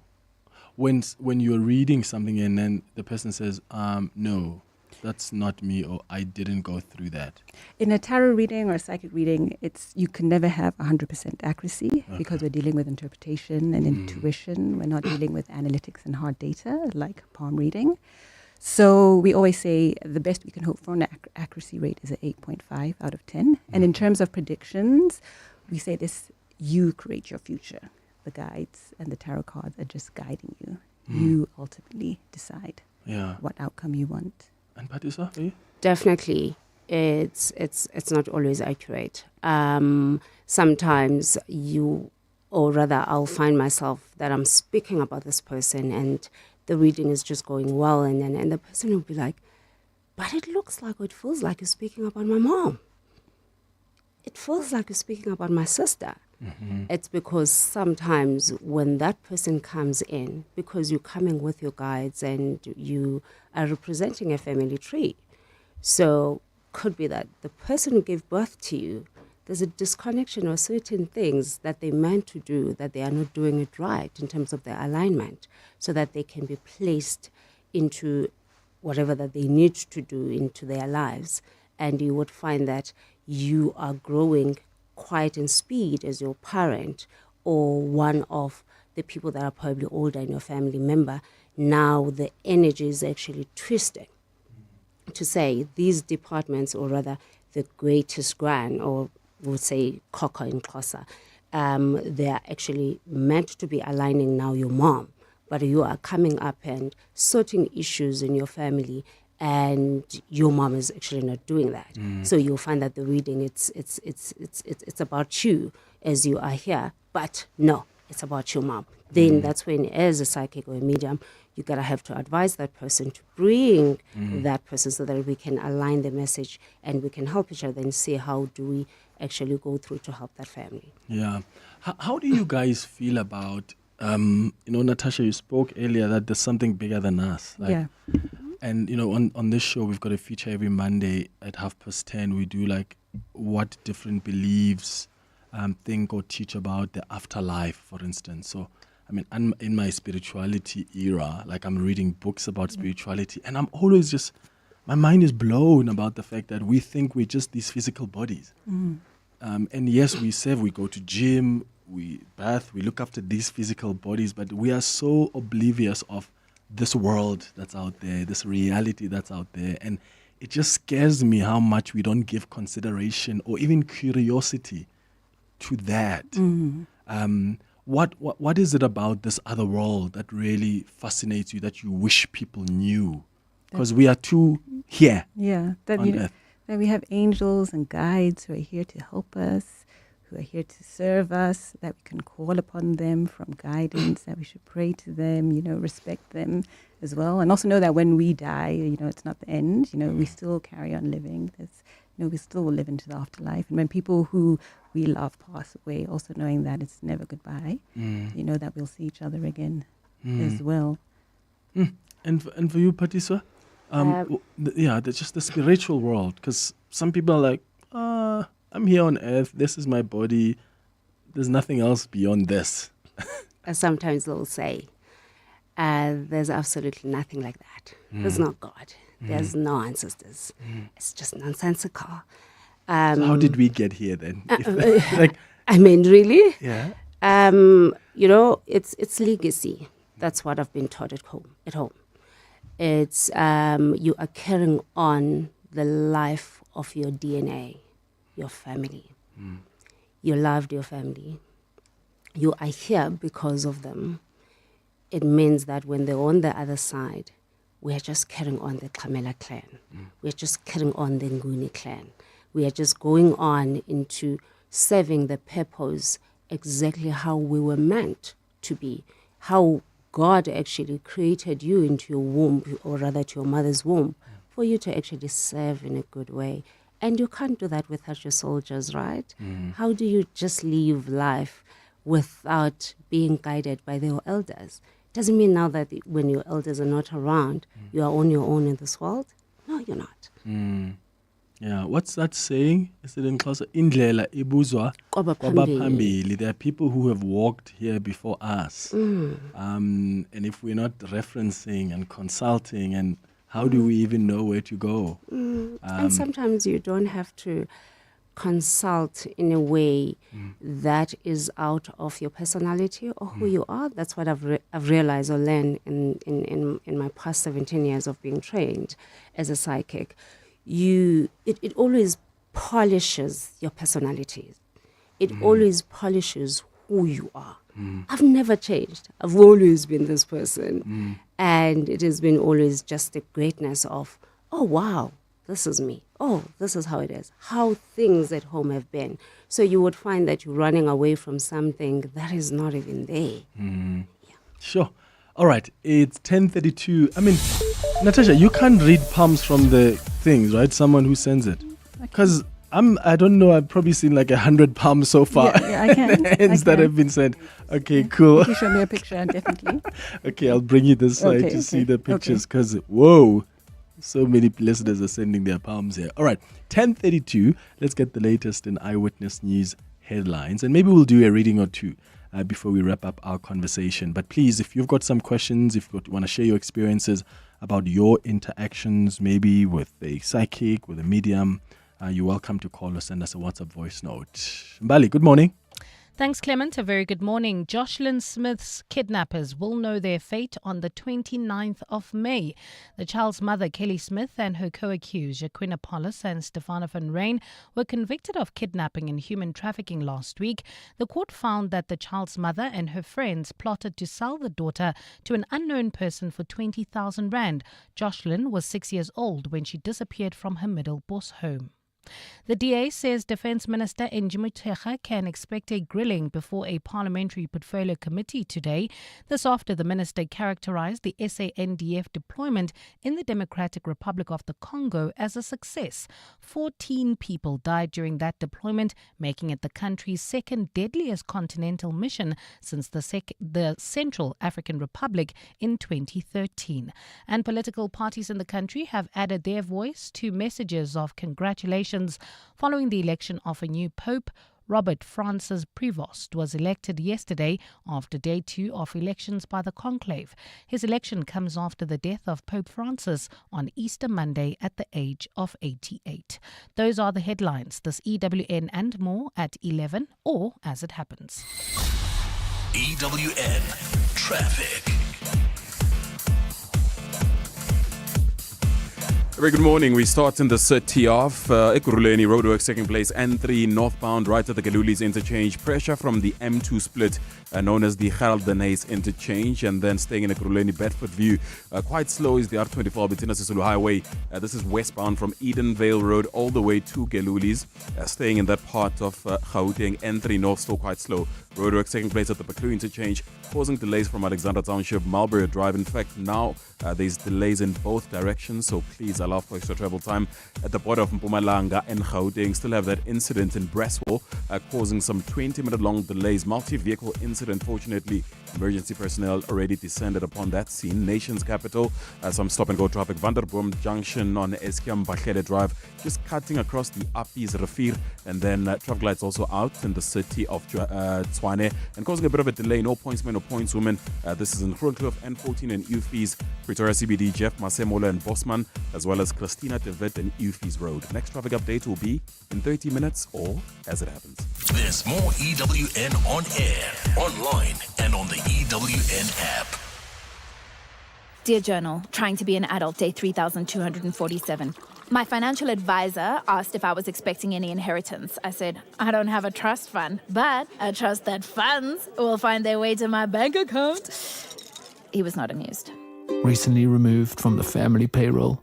Get covered at pineapple.co.za. It's like 570 Rand a month, so it's 100% the insurance for you. Underwritten by Old Mutual Alternative Risk Transfer Insurer Limited, a licensed non-life insurer and authorized FSP. Premiums are risk profile dependent. Brush, stroke, paint, color, protect, and admire. From roof paint to exterior textures and interior silk, Warrior Paints has it all. The product range and stylish colors are amazing. And what's more, Warrior Paints has crush prices for incredible savings. Enjoy that good old-fashioned personal service you deserve. For price, quality, variety, and service, Warrior Paints is streets ahead. Warrior Paints. Affordable, lasting luxury.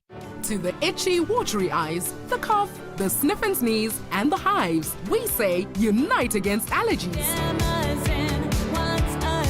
Keeping those allergies far away. Sniffs and sneezes out of our way. We're feeling better with Damazin once a day. For 24-hour allergy relief, speak to your pharmacist about Damazin.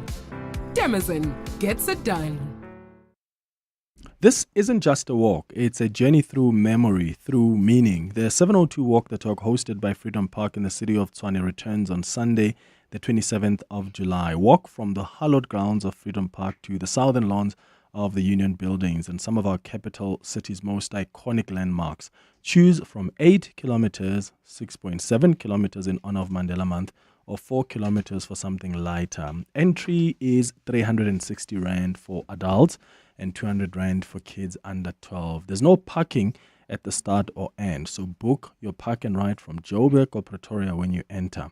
Sign up on primemediaplus.com before the 26th of July. 702 Walk the Talk, hosted by Freedom Park in the city of Tshwane. Walk with meaning. Walk with us. Across the desk with Clement Manyathela on 702.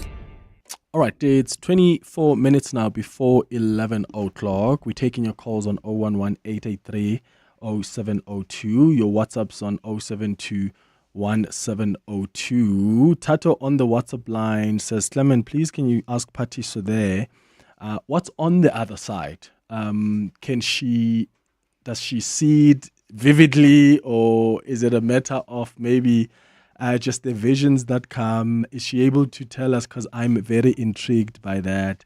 That's a message coming through from Tato. Tato, I'll get Phathiswa to respond to that in a moment. And then someone also says, can you communicate with pets? Do they have souls? We can say will be around us after they pass. That's a question there from Zandia. Phathiswa? Thank you so much, Clem. Can I just quickly answer the second question? Mm-hmm. If you could please repeat the first question. So the first question was from Tato that, so when we are saying there's another world out there, what's on the other side? Like, is it just a spiritual world where are people living like us here, or are they in in the spirit, and their spirit and their light, or what's on the other side that's different to where we are now, the people you communicate with? And do you just see them, or do you actually see where they are when they send you messages? It really depends where they are, what they are doing. Mhm. I would say in a simple way, without complicating things, Mm. it feels or it looks like they are still doing the up and down and busy like Yeah. here. Mm. I'll set an example. When I was coming here, I was told not to prepare for this interview. They tell you that. Yeah, not to prepare. Just Yeah. come in and you will deal with everything as it is. Mm. And you will find that sometimes my grandmother, especially my maternal, will not be available at a certain time. Mm. She would leave my mom's sister, my aunt. And when she comes back, if there's any of explanation, it will be more, I was helping Lubabalo, your cousin. Mm. Or I remember I had an accident with a friend, and the first question was that, what happened? Because I don't understand. How? And they were like, please don't ask us that. We were busy somewhere else. And the first people who came into that accident, it was my grandmother's cousin and her daughter. So you will find that the family members do help each other, and some of them will be somewhere else. I mean, there is somebody else in my family who's busy with something that is bigger like this, and somebody needs to guide them. Somebody needs to go and protect them. And then pets, do pets have souls in your understanding? Can they be communicated with? Yes, they do. And I do readings on pets. Oh, wow. That could be on cats. That could be on dogs. I've once saved my friend's, or rather my best friend's dog that wasn't well. It's doing very well right now. I've got dogs at home. There was a time where I wanted to actually get rid of them. And my grandmother came and said, you can't get rid of them. They are part of our family. They are part of our security. So, yes. That's so interesting. You must remember, some people have a choice. Some people have their own personal reasons not to actually have children. Or, they will take that as this pet is that closer to my heart. And that becomes more of like my little Melanie and Lonke. Yeah. And it's interesting.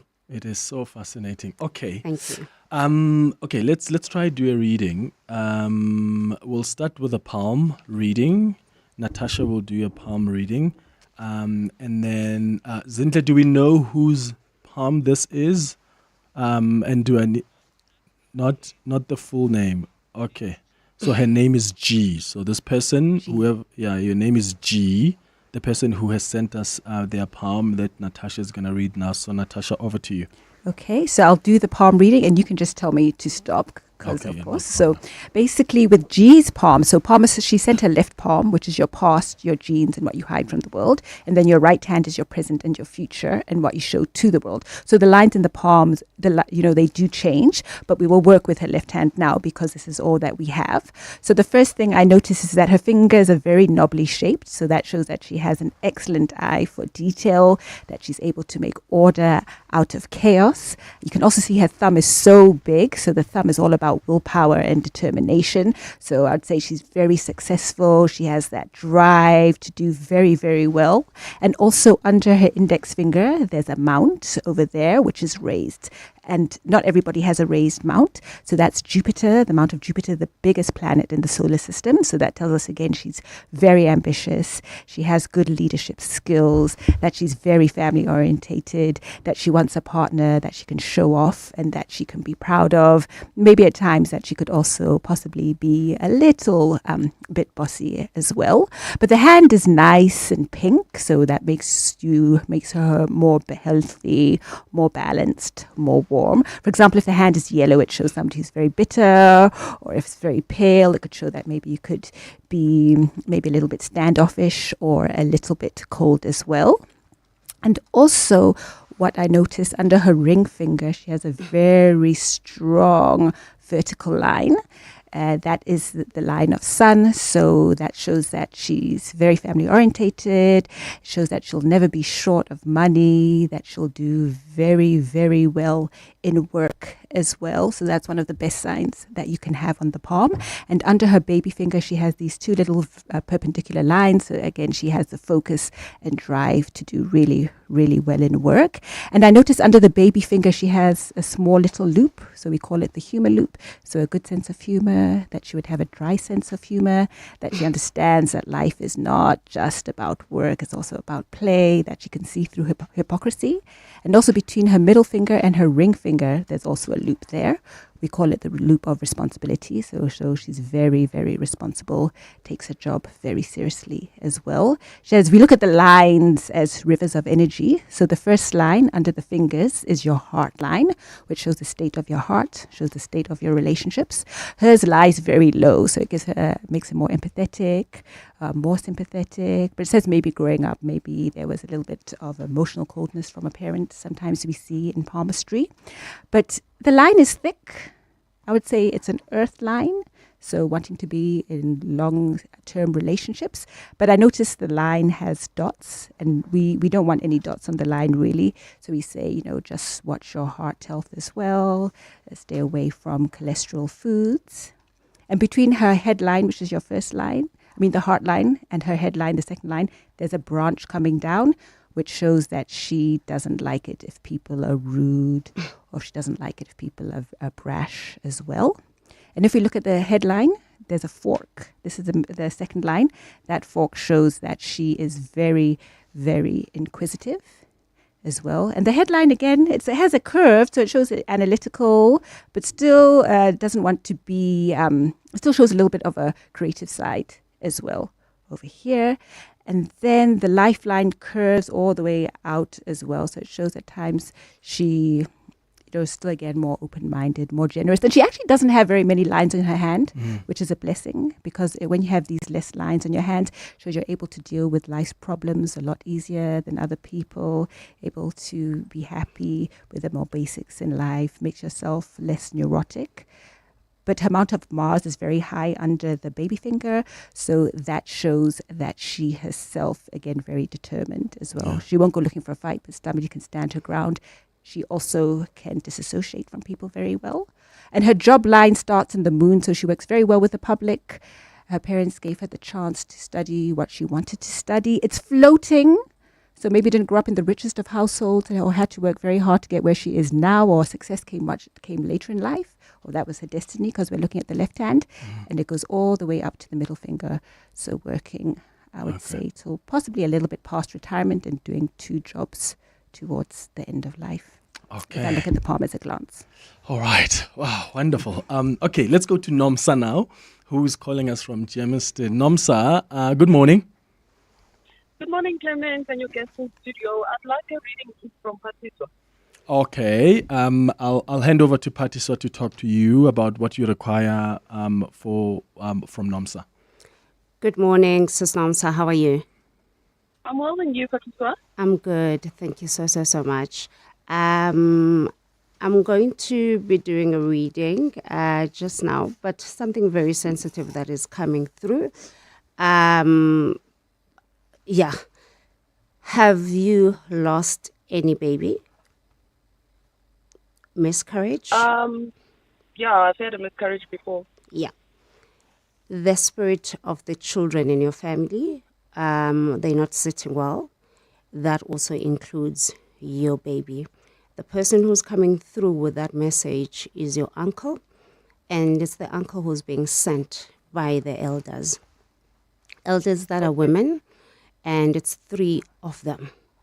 And mainly of them, they're coming from the side of your maternal side.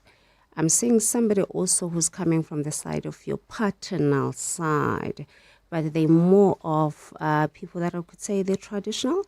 And then the side of your mother, they are more of your Catholics. Are you struggling in relationships? Somebody's putting a smile as they're asking the question. And I suppose when the energy comes through like that, it is not that bad. It's just few things that you need to do. Okay. Can I just stop there for validation? All right, yes. Well, I am married. Are you cripping in issues? Are you having challenges in your marriage? No, not at this point. Okay.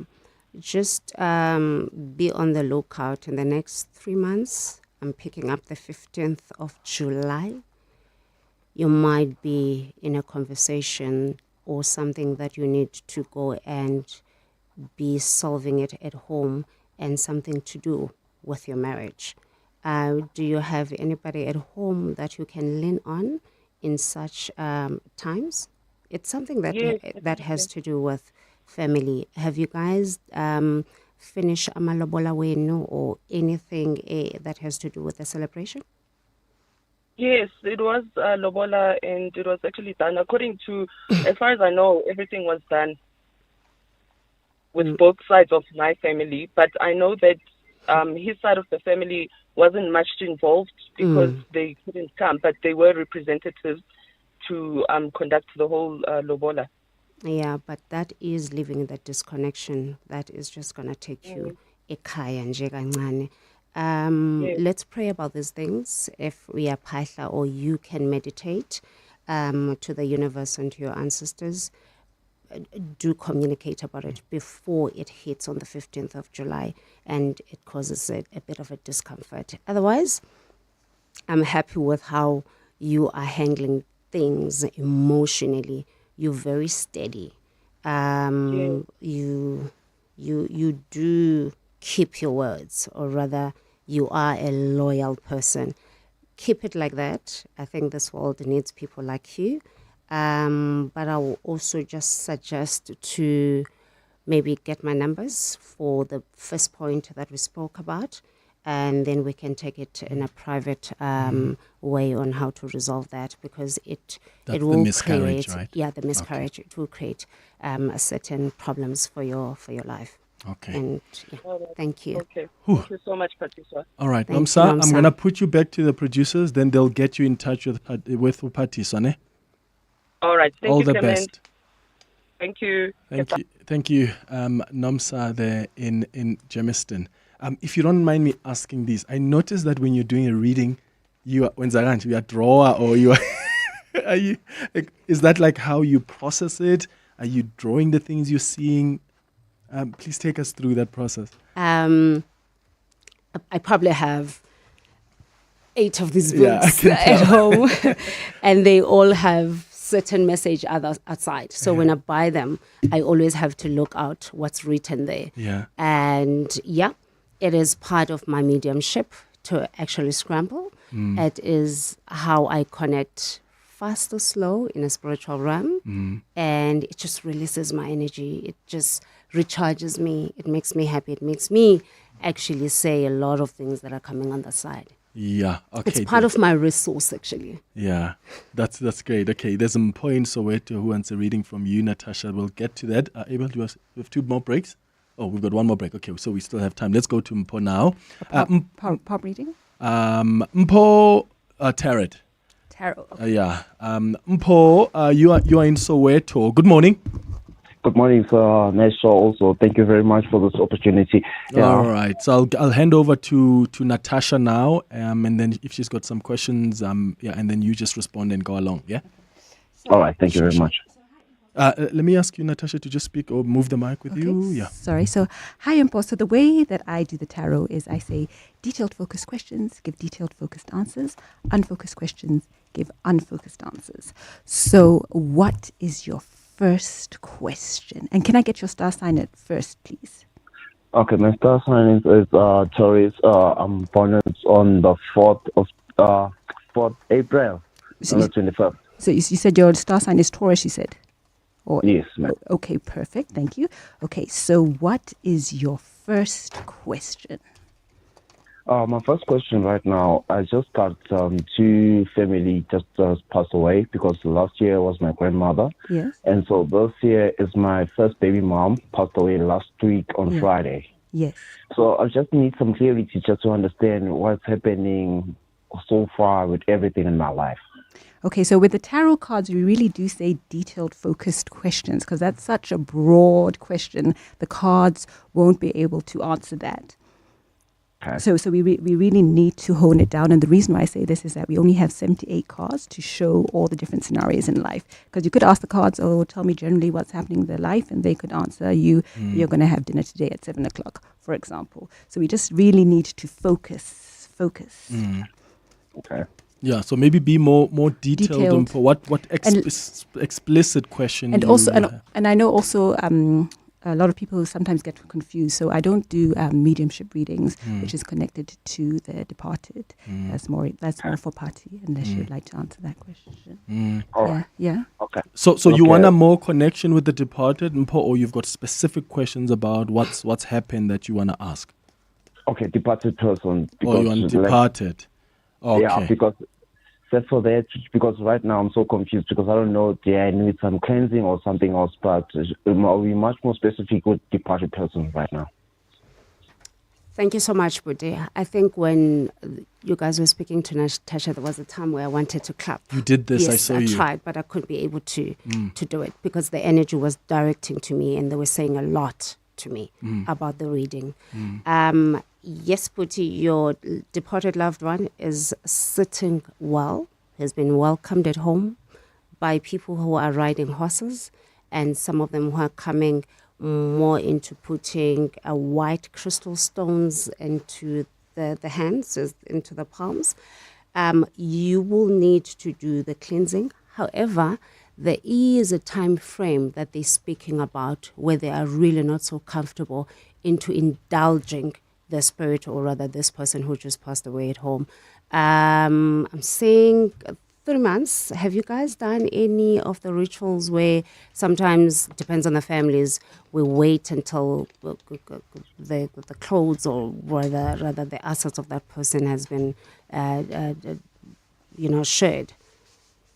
Okay, so my grandmother, there was some cleansing. So this other lady, the mother of my child, because we had never been in a relationship because she broke up with me. There's no cleansing because I never been in the funeral. But to my grandmother, there is one cleansing that we have been done. Yeah, no, the one for the partner needs to happen. Okay, for the one to the partner, because I was not in a relationship right now because I got my wife right now. There's no we never share anything because in my side of my culture of my family, they told me that I never should be there in the funeral. I should not be there. Only my child can go there. Okay. There is something called soul ties, where you might be in a relationship with somebody, maybe get engaged, or maybe that relationship, it takes such a long time, and you will find that you're still connected with that person even though you have your life partner or you are married. And there are certain things and the ways that you probably need to do to actually disconnect yourself to that person. Get hold of me, then we can indulge further on how to to go through all of that. But I'm saying that there is still a soul tie with that relationship. Okay. I'm putting you back to Sinazo and Zintle. They'll get you in touch with Phathiswa. Natasha, there's another palm reading you'll do. Yeah, please move over the mic. Yeah. Okay, so this is I find this palm. This is JM. I find JM's palm quite fascinating because usually the index finger and the ring finger are on the same level, but this one, the ring finger is very short and the index finger very tall. So finger of Jupiter, he is highly ambitious, leadership abilities, again, bossy. Sometimes when this index finger is on the same level as the middle finger, we say, possibly not in all cases, but it has been seen that there could be schizophrenia or bipolar in the family as well. And with this ring finger being so short, it shows that he has a good sense of rhythm, good will with precision timing sports, and that, again, he doesn't care.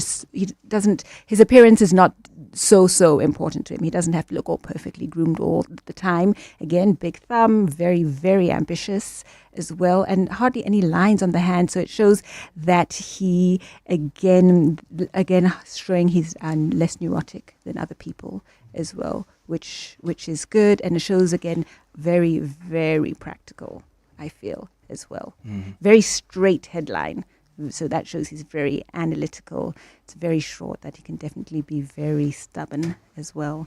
And a little bit of a distance with him and his family at times, because there is a gap. With his job line, they're showing it's very strong and deep. So, has done very well. So very hardworking, very motivated. But they're saying possibly at the age of 45 that he will come at some crossroads in his career, be a little bit unsure of where to go to, may not believe in himself as well. And it's interesting, big thumb, no sunline, shows a very faint sunline, maybe at times feeling he's not getting the rewards that he deserves, I feel. Just because it's not there. But I mean, it's quite interesting, hardly any lines on the hand. Okay. Yeah. So, people want to know how to get a hold of you guys. I'm going to take the news now, and then after the news, then you guys are going to give them details of how they can get in touch, because there's many of them that want to see you guys.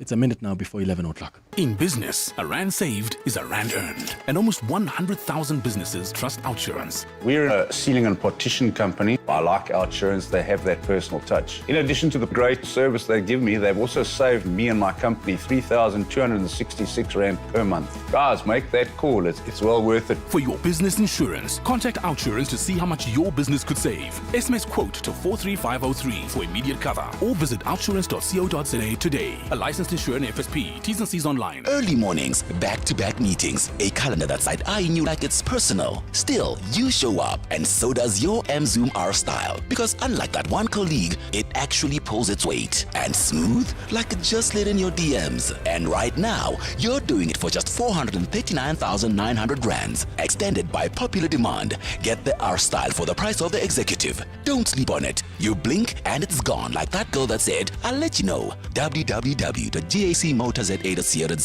Are you looking for the best savings on spectacles? At Specsavers, enjoy 1,500 Rand off when you get tested at South Africa's trusted and most established optical group. Get 1,500 Rand off all frames in store, or use your 1,500 Rand off on our leading lens enhancements, such as drive light lenses that reduce artificial glare whilst driving.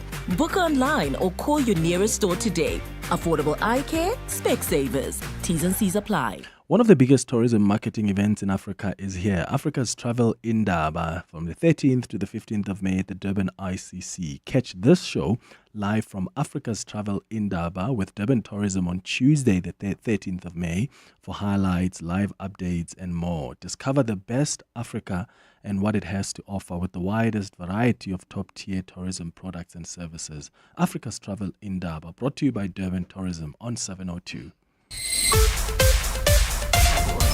This is EWN. Good morning, I'm Bali Dlamini. Jocelyn Smith's kidnappers will know their fate on the 29th of May. The Western Cape High Court set the date for sentencing earlier today. The child's mother, Kelly Smith, and her co-accused, Jaquina Paulus and Stefano van Rijn, were convicted of kidnapping and human trafficking last week. The court found that the child's mother and her friends plotted to sell her daughter to an unknown person for 20,000 Rand. Jocelyn was 6 years old when she disappeared from her Middelbos home in February last year. Lauren Isaacs reports. Kelly Smith, Jaquina Paulus and Stefano van Rijn made a 15-minute appearance in the Western Cape High Court this morning. The court mapped out its plan for sentencing proceedings, expected to begin in the High Court sitting in Saldanha Bay on the 27th of May. The trio will be detained at Pollsmoor Prison until they return to this court on the 23rd of this month, when the matter is transferred back to the multipurpose centre in Saldanha Bay. The National Prosecuting Authorities, Eric Ntabazalila. On the 27th, we'll start with the arguments in mitigation and aggravation of sentence. We intend to call to have witness victim impact statements done by a social worker, where we'll have members of the community who were affected by this case to say how it has impacted on them. Ntabazalila says a trafficking in persons expert is among the witnesses the state will call in argument of aggravation of sentence. Lauren Isaacs, Eyewitness News, Western Cape High Court. Friends and family have gathered at the St. Rose Catholic Church in Bloemfontein this morning for the funeral service of Constable Cebekulu Linda. Linda is one of 3 Free State officers who died when the vehicle they were travelling in plunged into the Henops River in Centurion. Boipelo Senoge and Kiamogetse Base were with Linda in the car when it veered off the N1 highway. A nationwide search ended last week when their bodies and their vehicle were recovered from the water. The police's top brass is also in attendance during today's funeral proceedings. Nokukanya Mtambo is there. Still in disbelief about the loss of a young and promising life, the Linda family has put on a brave face as they prepare to bid Cebekulu goodbye. Born April 22, 2001, his family and friends say he lived a life of service and dedication. He died just 2 days after celebrating his 24th birthday when he was deployed to Limpopo as part of Operation Valumkoti, set up to tackle illegal mining in hotspot areas across the country. Their sudden disappearance en route sparked public speculation, much of which has been dismissed by authorities who ruled the incident an accident. A full scene reconstruction to determine the exact circumstances of the accident is yet to be completed. Boipelo Senoge was buried in the Free State yesterday, while Kiamogetse Base will be laid to rest tomorrow. Nokukanya Mtambo, Eyewitness News in Bloemfontein. The DA says Defence Minister Angie Motshekga can expect a grilling before a parliamentary portfolio committee today.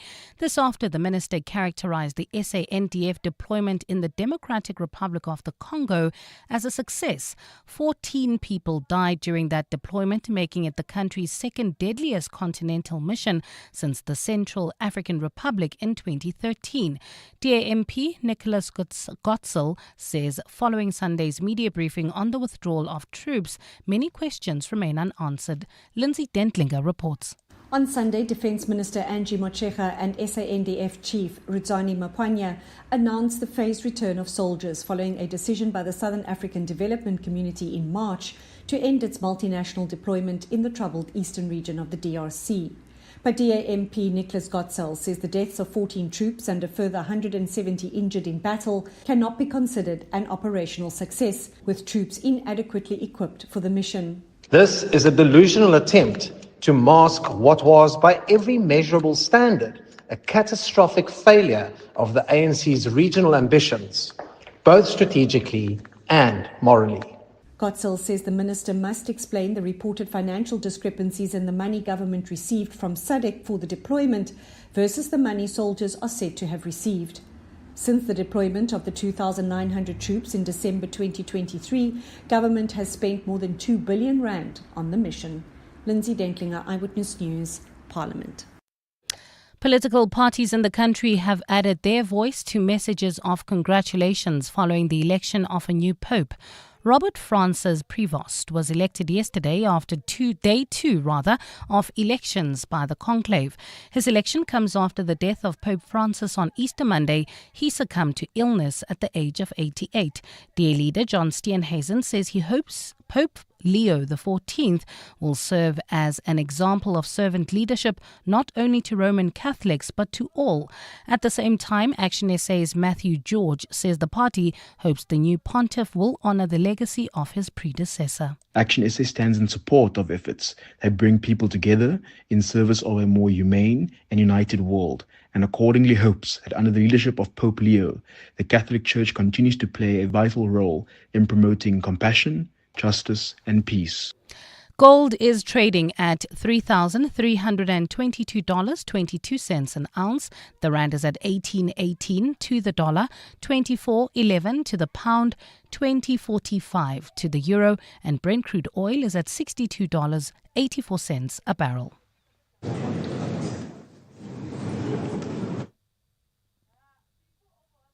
A fine day in store for Gauteng today. Temperatures peaking at highs of between 22 and 25 degrees.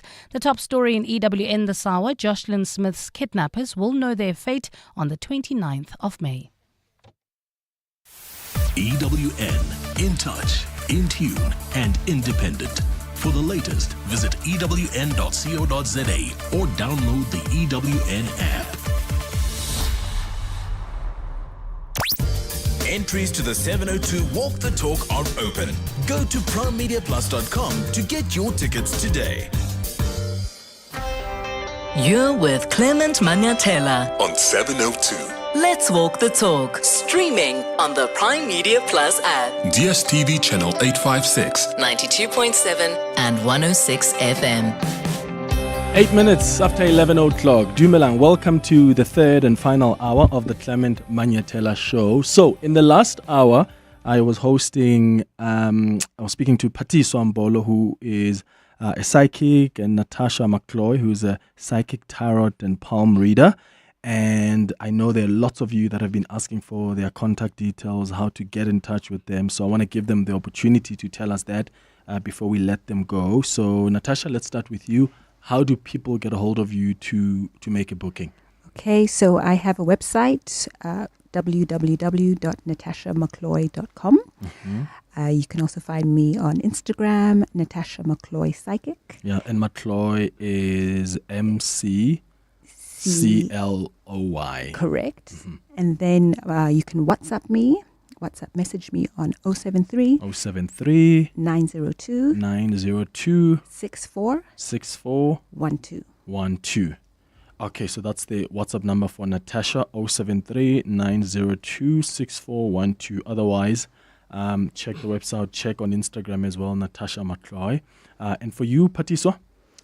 My WhatsApp number is 076 730 2030. And you can also reach me to my website. It's www.partythemedium.co.za. All right, www.partythemedium.co.za. And my Instagram and my TikTok, it is party_the medium. Okay, party_the medium. Okay. I just want to say something quickly. Yeah. I just want to tell people that I don't take any offerings or payments in advance for my bookings. Okay. You pay after the reading. Even if it's online, because I also do face-to-face and online readings, you do not pay in advance. Okay. We've been picking up a lot of skimmers and people that, stealing people's profiles, and they will use that. I don't take any offerings and payments in advance at all. Okay. I just want to say that to secure a booking with me, I do request payment in advance. Yeah. So, but I'm not a scammer. Yeah. But you find sometimes it is instruction that you get it from your guides. Especially on 5 years ago, I was told don't take people's money in advance. I think it's for a good reason how you got it. Yeah, but also they get in touch with you. They can call you, Natasha, to make sure that it is you. It is me, yes. So once again, guys, if you didn't get their numbers on WhatsApp, to send them a WhatsApp, just get in touch with the producers. If you call us on 011-883-0702 or send us a WhatsApp on 072-702-1702, the producers will respond with their contacts. But Natasha's contacts on WhatsApp, 073-902-6412. Phathiswa's contacts is 076-730-2030. After the break, we'll get into our relationship feature. Running a small business doesn't mean you face small problems. That's why you need Smart SME by Santam. It's tailor-made insurance built for small businesses. Even you, the plumber whose vehicle becomes a food truck on weekends, or you, the beautician, wearing many hats. We cover the all in small business. Visit santam.co.za or SMS Smart SME to 34852 to get a quote. Santam, this is freedom. Santam is an authorized FSP, a licensed non-life insurer and controlling company for its group companies. Honey, what are you doing? I'm stretching for tonight. I thought you're not dancing at bachelorette parties anymore. Baby, we need the money to put Johnny through matric mos. And what's the police uniform for? The clients feel safer when I wear it. No, man, just sell your bucky to We Buy Cars. They give the best prices and they pay you within minutes. Okay, but can I just go and dance one more time, please? You know how much I love it. No, the buyer's already on his way here. Wow, okay. Strapped for cash? Just sell your vehicle to We Buy Cars. The easiest way to sell your car by far. Are you operating an illegal drug rehabilitation center? According to the law, no person should operate a rehabilitation center unless it is registered. NPO registration is not a license to provide substance abuse services, whether prevention and awareness, community-based services, inpatient, outpatient treatment, as well as halfway houses and aftercare support. The Gauteng Department of Social Development urges you to register your treatment center. Communities must make sure that they do not refer loved ones to illegal rehabilitation centers. To verify registration, contact the nearest social development office. Operating an unregistered drug rehabilitation center is illegal. For more information, please call 011 355 7836 or visit the nearest social development office. This message is brought to you by the Gauteng Department of Social Development. 702 and Absa Home Loans are bringing to light the property ownership matters you want to know about. Here's what we discussed. How a tenant really benefits is you've spent 5 years, paid your rent every month on time. Now you've decided to move into home ownership. We now have a track record of seeing how you've paid your rental over the past 5 years, and it also provides you some surety that if you are using any of the TPN documents as a tenant, it ensures that it is balanced and it complies with all the rental regulations, the Rental Housing Act. The benefit long term is that when you decide to move into home ownership or you decide to move to another property and you've got a great rental record, you can negotiate better rent. The Masterclass with Relebohile Maboja, brought to you by Absa Home Loans on 702.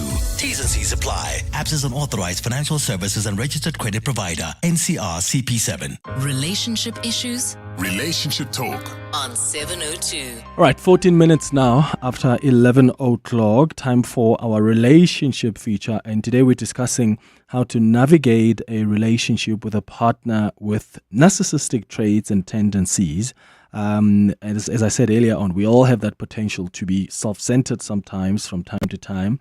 But a consistent pattern of narcissistic behavior, whether it's an unhealthy arrogance or a constant need for praise, maybe someone who's got low empathy, they're manipulative, that can be damaging to relationships. So we've invited Tracy Zeman-Jacobs, who's an intimacy and relationship coach, who's going to guide us through this conversation and joining us now via Zoom. Tracy, thank you so much for making time for us. Good morning. Hi, Clement. It's an absolute pleasure as usual. Yeah, thank you. And I want to invite the listeners to also give us a call or WhatsApp. So if you have a partner who shows centered behavior, doesn't appear to have empathy for you, or attempts to cut you off from family or friends, whatever your reality is, I want you to call us on 011-883-0702 to share your experience, or send a WhatsApp on 072-702-1702. So Tracy, I just want you to take some time to just explain, when we talk about someone with narcissistic traits and tendencies, what are we talking about, and what kind of impact does that kind of behavior have on relationships? Yeah.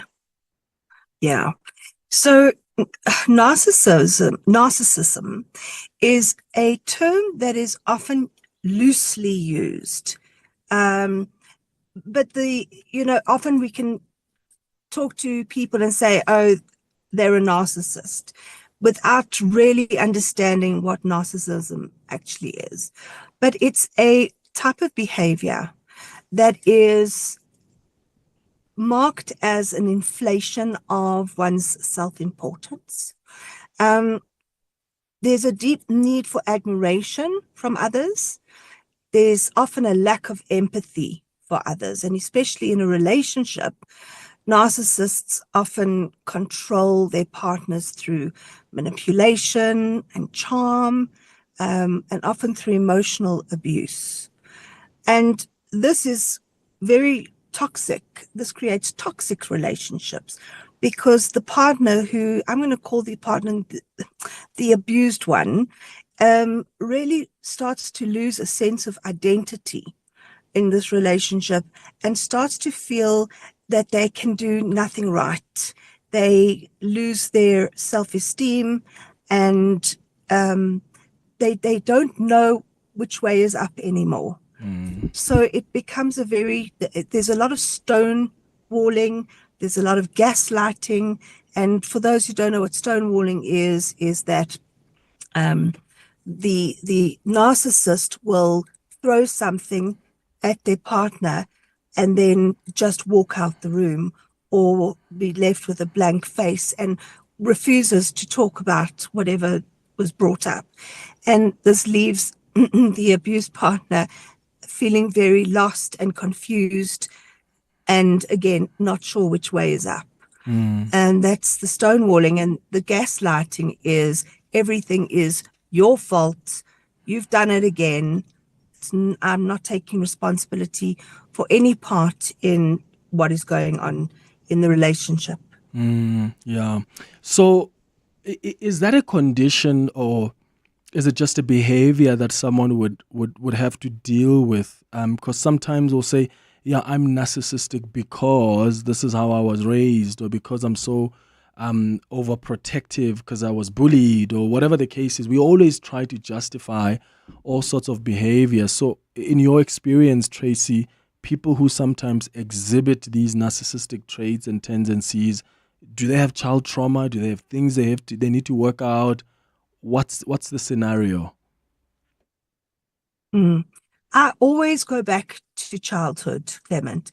I just feel that from in our single digit years, particularly from age 3 until about 9, we are sponges as children, and we take in whatever it is our parents show us through behavior, tell us about ourselves, even tell us about ourselves through non-verbal communication, through a raised eyebrow or a sarcastic look.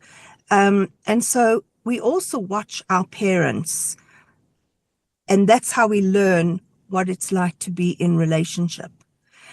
So a lot of who we become is molded by our childhood experiences. It's also, we come to the question of, is it nature or nurture? Am I just born with this something that's a bit odd? Or do I really learn how to be a narcissist because my father was a narcissist, and my defense mechanism as a child was to be defensive, just like he is, or to be to stonewall, just like he was, or to so one of the lovely characteristics of a narcissist that I often refer to is that on the outside they glitter. Everything is gold and glittery, but inside they're rotten. So to everybody else, they're charming, they're the life of the party, they're complimentary to everybody, but at home they are actually nasty and mean and degrading. So that was probably the relationship that they had with one parent. One parent was maybe at home really nasty, really mean, degrading, but outside of the house was very charming. And they learn these kinds of behavior. It's not really their fault. It's never really our fault as children, because our brain can't conceptualize, can't distinguish between what's right and what's wrong. So as children, as I said, we're sponges. Yeah, sure. So often, Tracy, we are not honest enough as individuals to actually just accept that, yeah, I'm narcissistic, or I've got narcissistic traits and tendencies. We're always quick to pick it up in other people, but so much when it's us who exhibit that behavior. So what are some of the signs to look out for? So, and maybe people listening to us now and wondering, yeah, I've been told I am narcissistic, but I've never really believed it. So what are the things to look out for us to start taking it seriously and working it through and fixing it and changing that behavior? What should we look out for?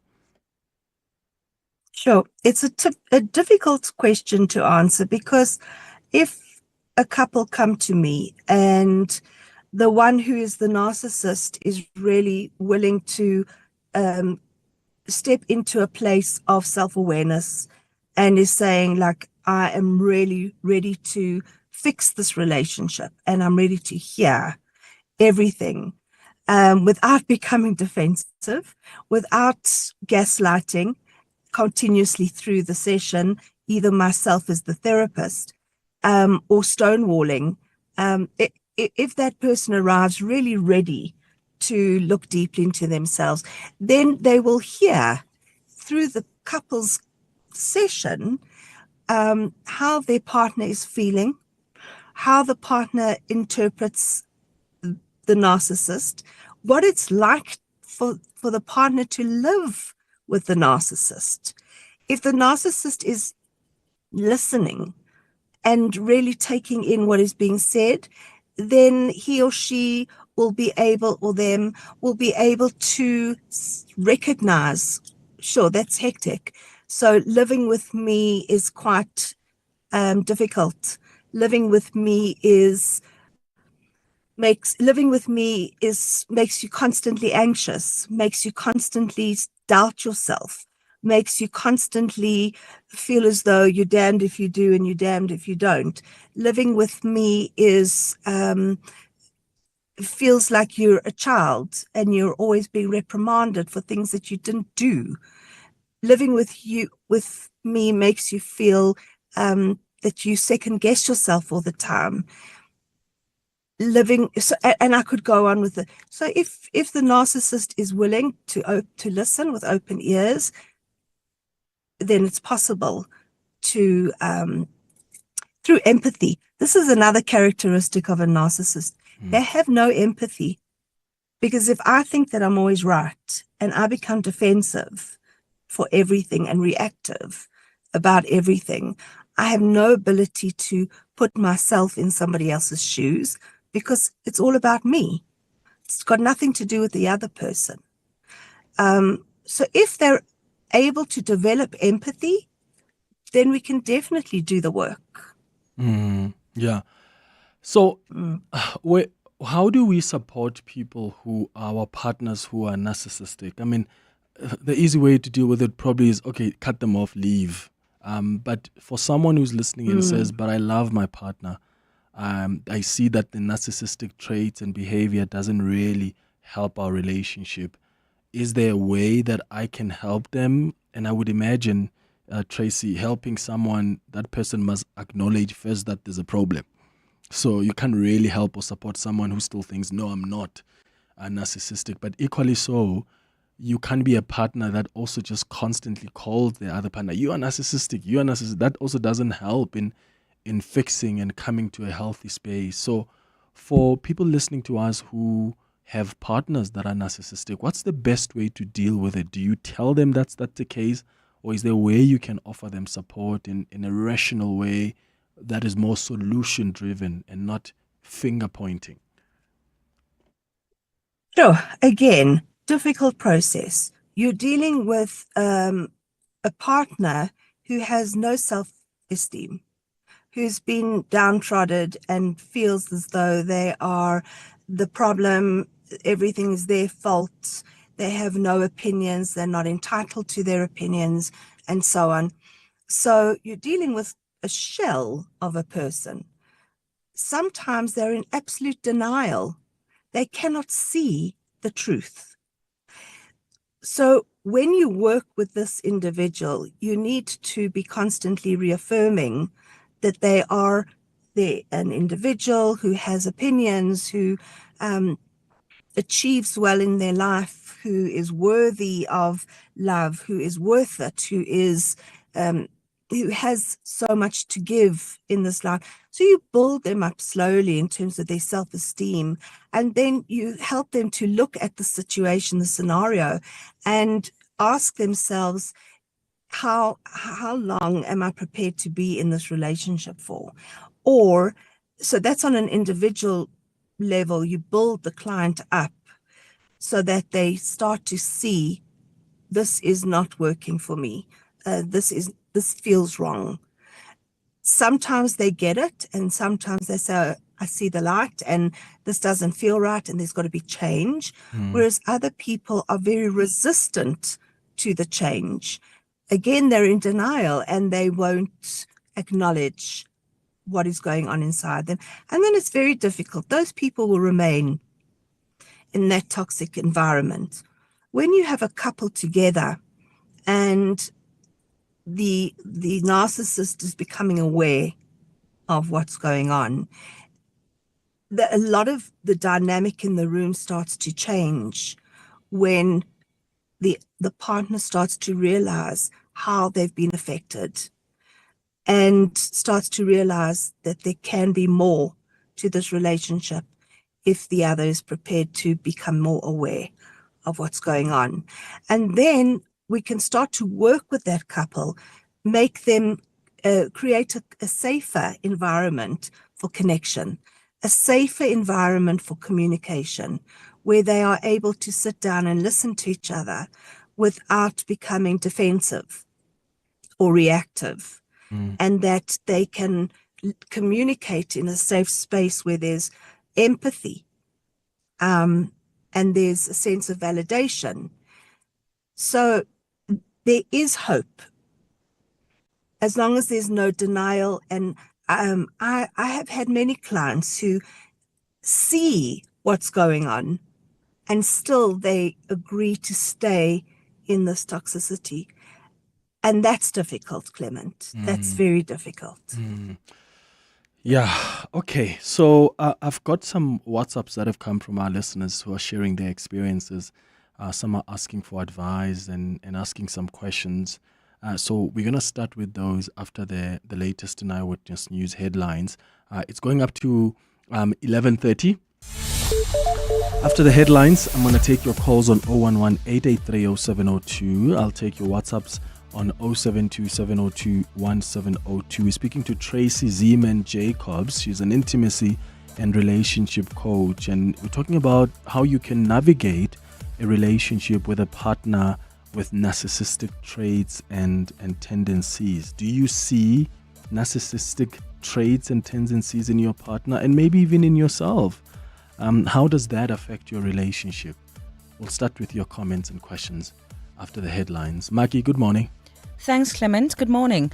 The family of the late Cebekulu Linda says it's still reeling from his unexpected death as the constable is laid to rest today.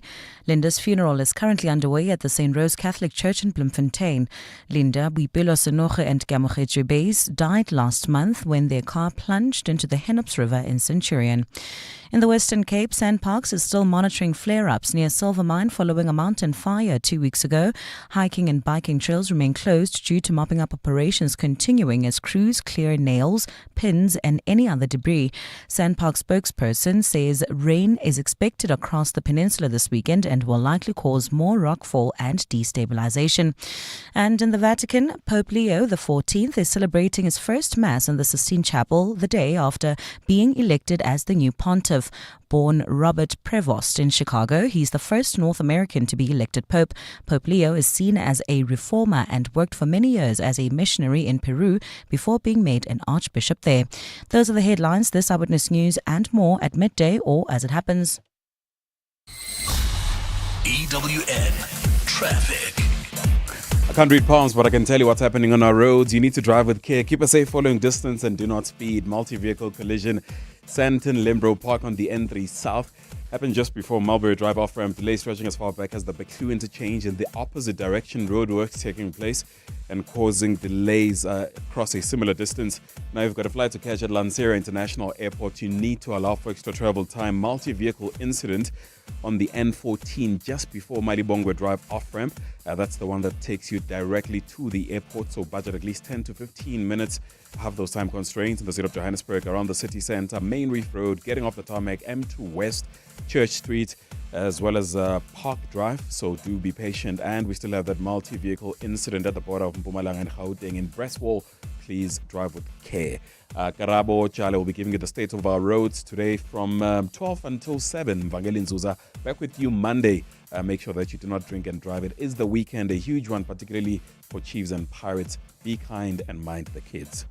There's more EWN on air, online, and on the EWN app. Bongani Bingwa, 702 Breakfast. Weekday mornings, 6 to 9. One of the recipients of these pictures could see a leg and says it was from Mbenenge's office. That's what we heard in tribunal. It's all just, it's unacceptable. The coarseness of it. It's locker room stuff, if you get what I'm trying to say. How in the world can one's reputation be torn to shreds over something so obtuse? Bongani Bingwa, 6 to 9. On 702. This year, our entire continent will gather, people from different places united by a common goal, to discover, to connect, and to grow. The world will get to see our vision, the vast potential that lies within an unlimited Africa, with the objective of creating market access to our vast array of leisure tourism products.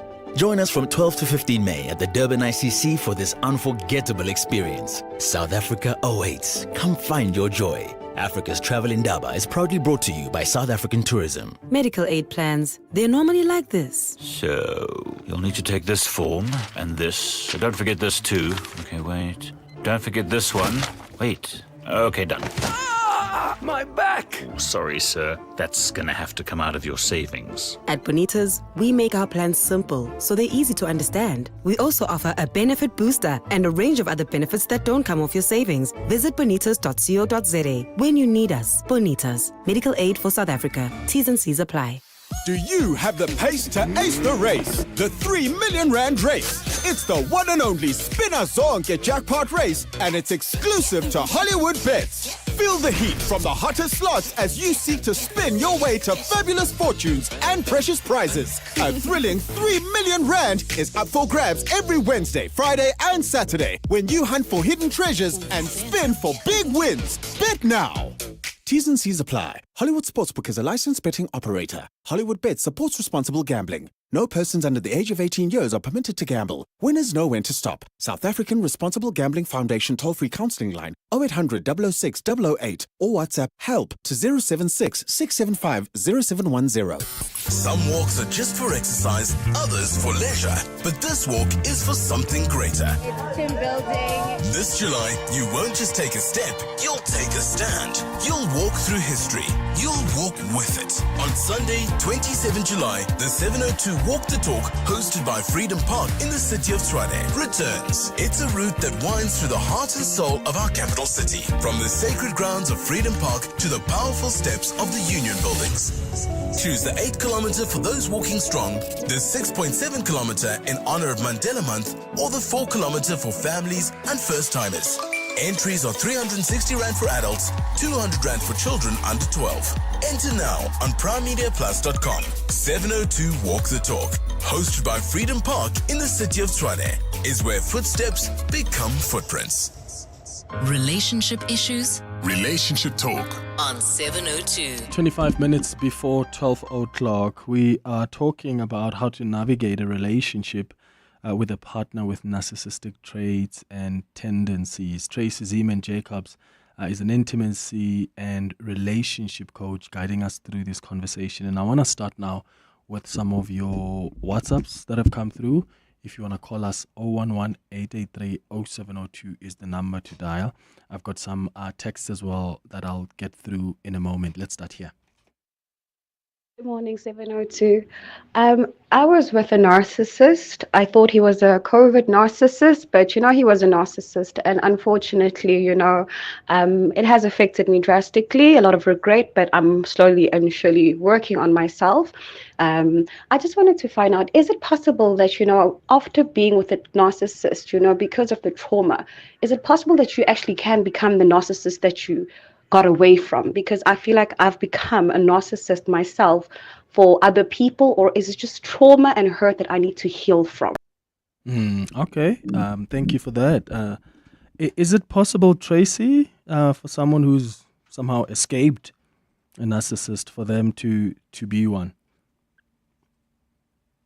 Yes, it actually is, but the underlying emotion is really just hurt and trauma, and our defense mechanism comes up, and that's the way we learn how to become, we learn to survive in this world. We start becoming defensive. We start to talk about ourselves only and our experiences. We start losing the ability to listen to others, but we get lost in our trauma.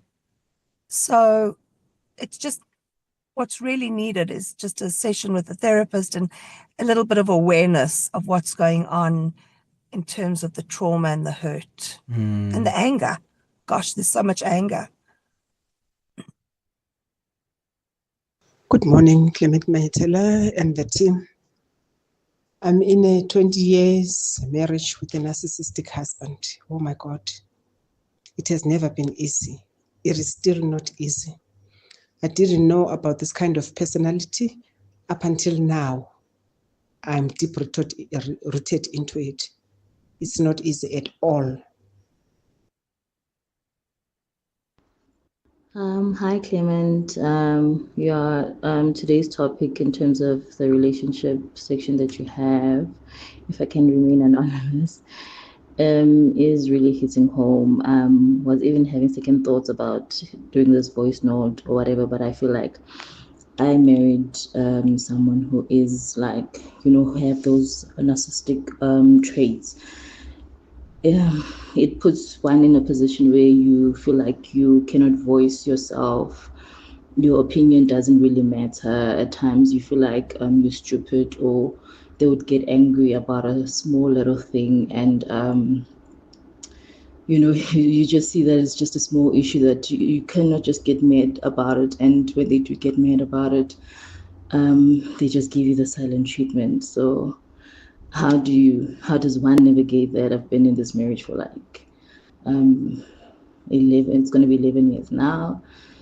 And yeah, just how do I navigate that? It's quite difficult. Can I please just remain anonymous?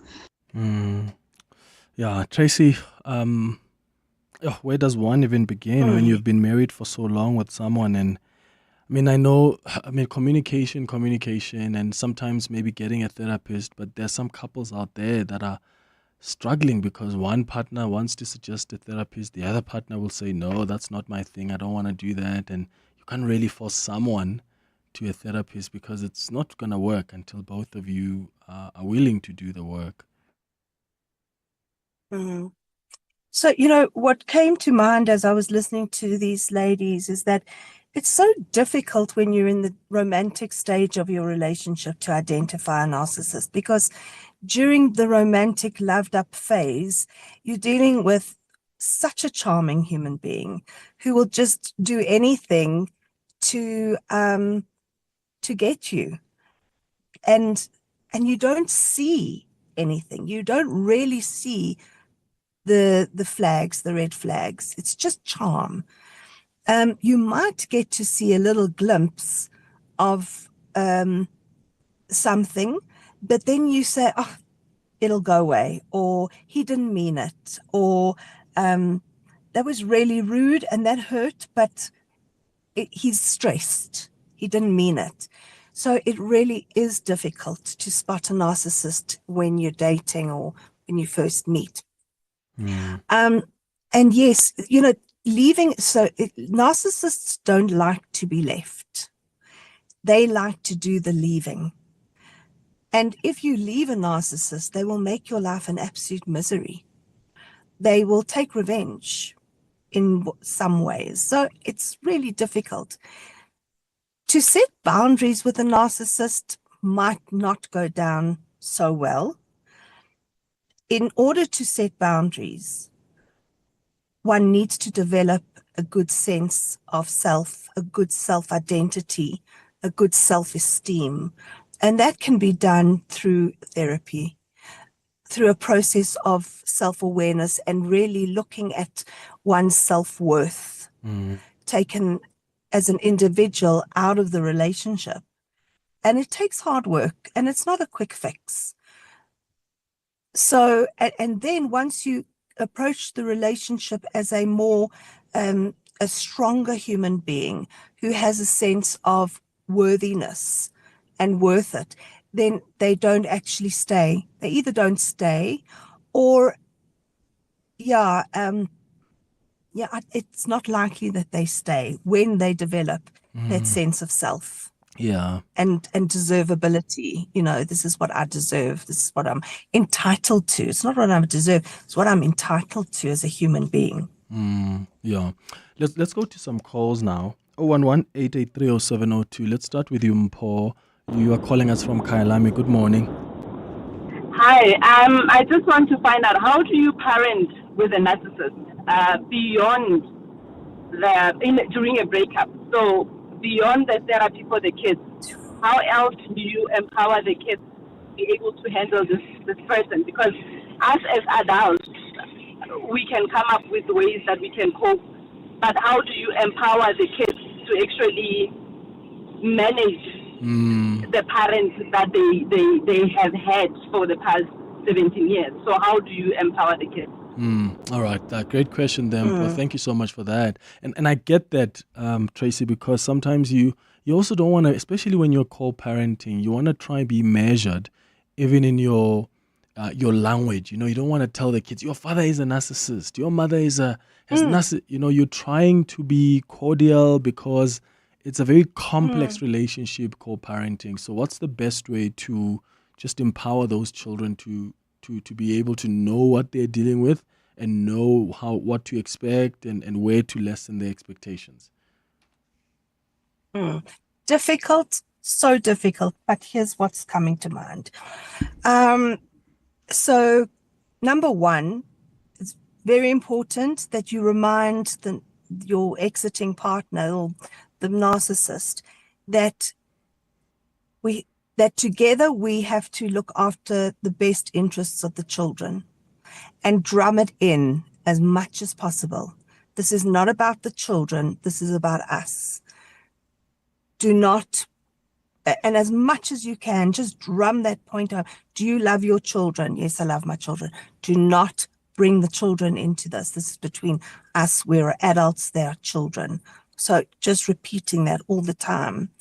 And then, I would really give the parent, the narcissistic parent, a lot of praise to the children.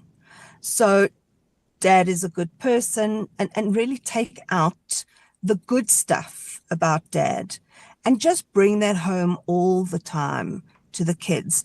So they grow up with a sense of knowing their dad and their mom, whoever the narcissist is, as a positive person, or their positive traits. And as you say, to keep hitting home at the parent who's the narcissist is, your mother's this and your mother's that, or your father's this, is just going to create so much confusion. Because at the end of the day, children love their parents. Even if there's hurt and pain, they love their parents and always will. And that's the hardest thing to heal childhood trauma, is because they love their parents so much, and sometimes it's hard for them to actually see what's going on, the truth. So that would be my suggestion. And if the narcissist wants to run down the other parent to the children, there's not much that you can do except when there comes feedback from the children. Mommy said this about you, or daddy said this about you. Really trying to keep a cool head, an adult head, and say, well, they must think, let them think what they want. Have a conversation with the children.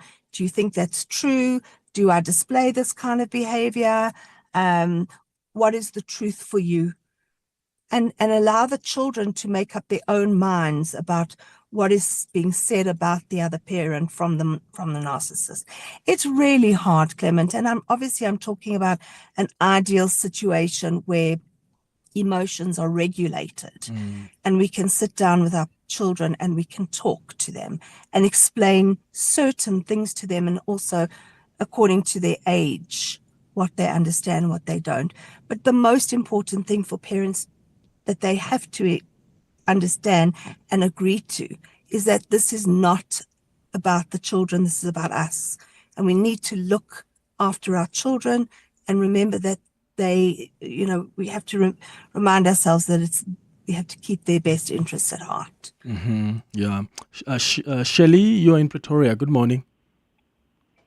Hi, good morning. Thank you for this wonderful topic.